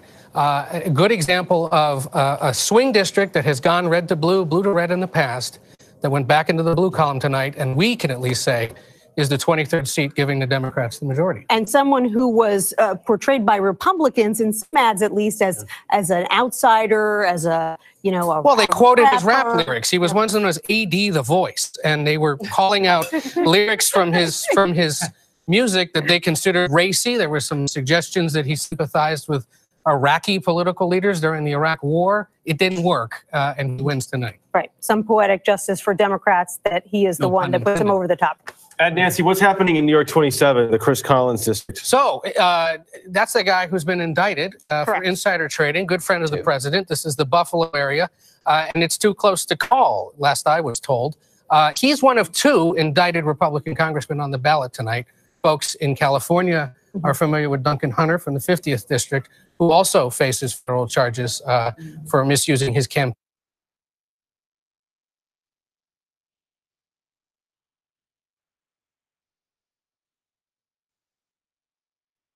funds. But if Chris Collins is in trouble, a sign that perhaps incumbents who are under indictment may be facing the wrath of voters. And tonight. you'll remember Duncan Hunter because he's the one who said it was actually his wife who was managing the money. Interesting. Don't blame him.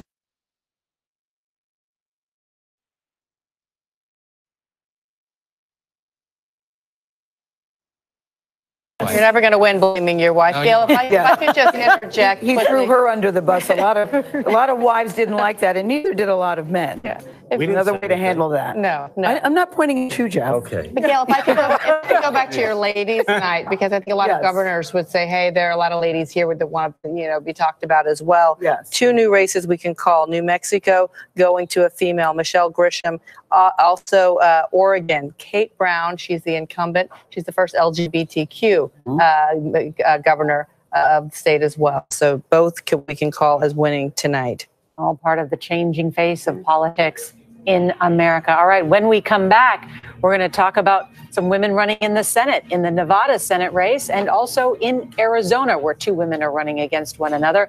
Those results coming up right after the break.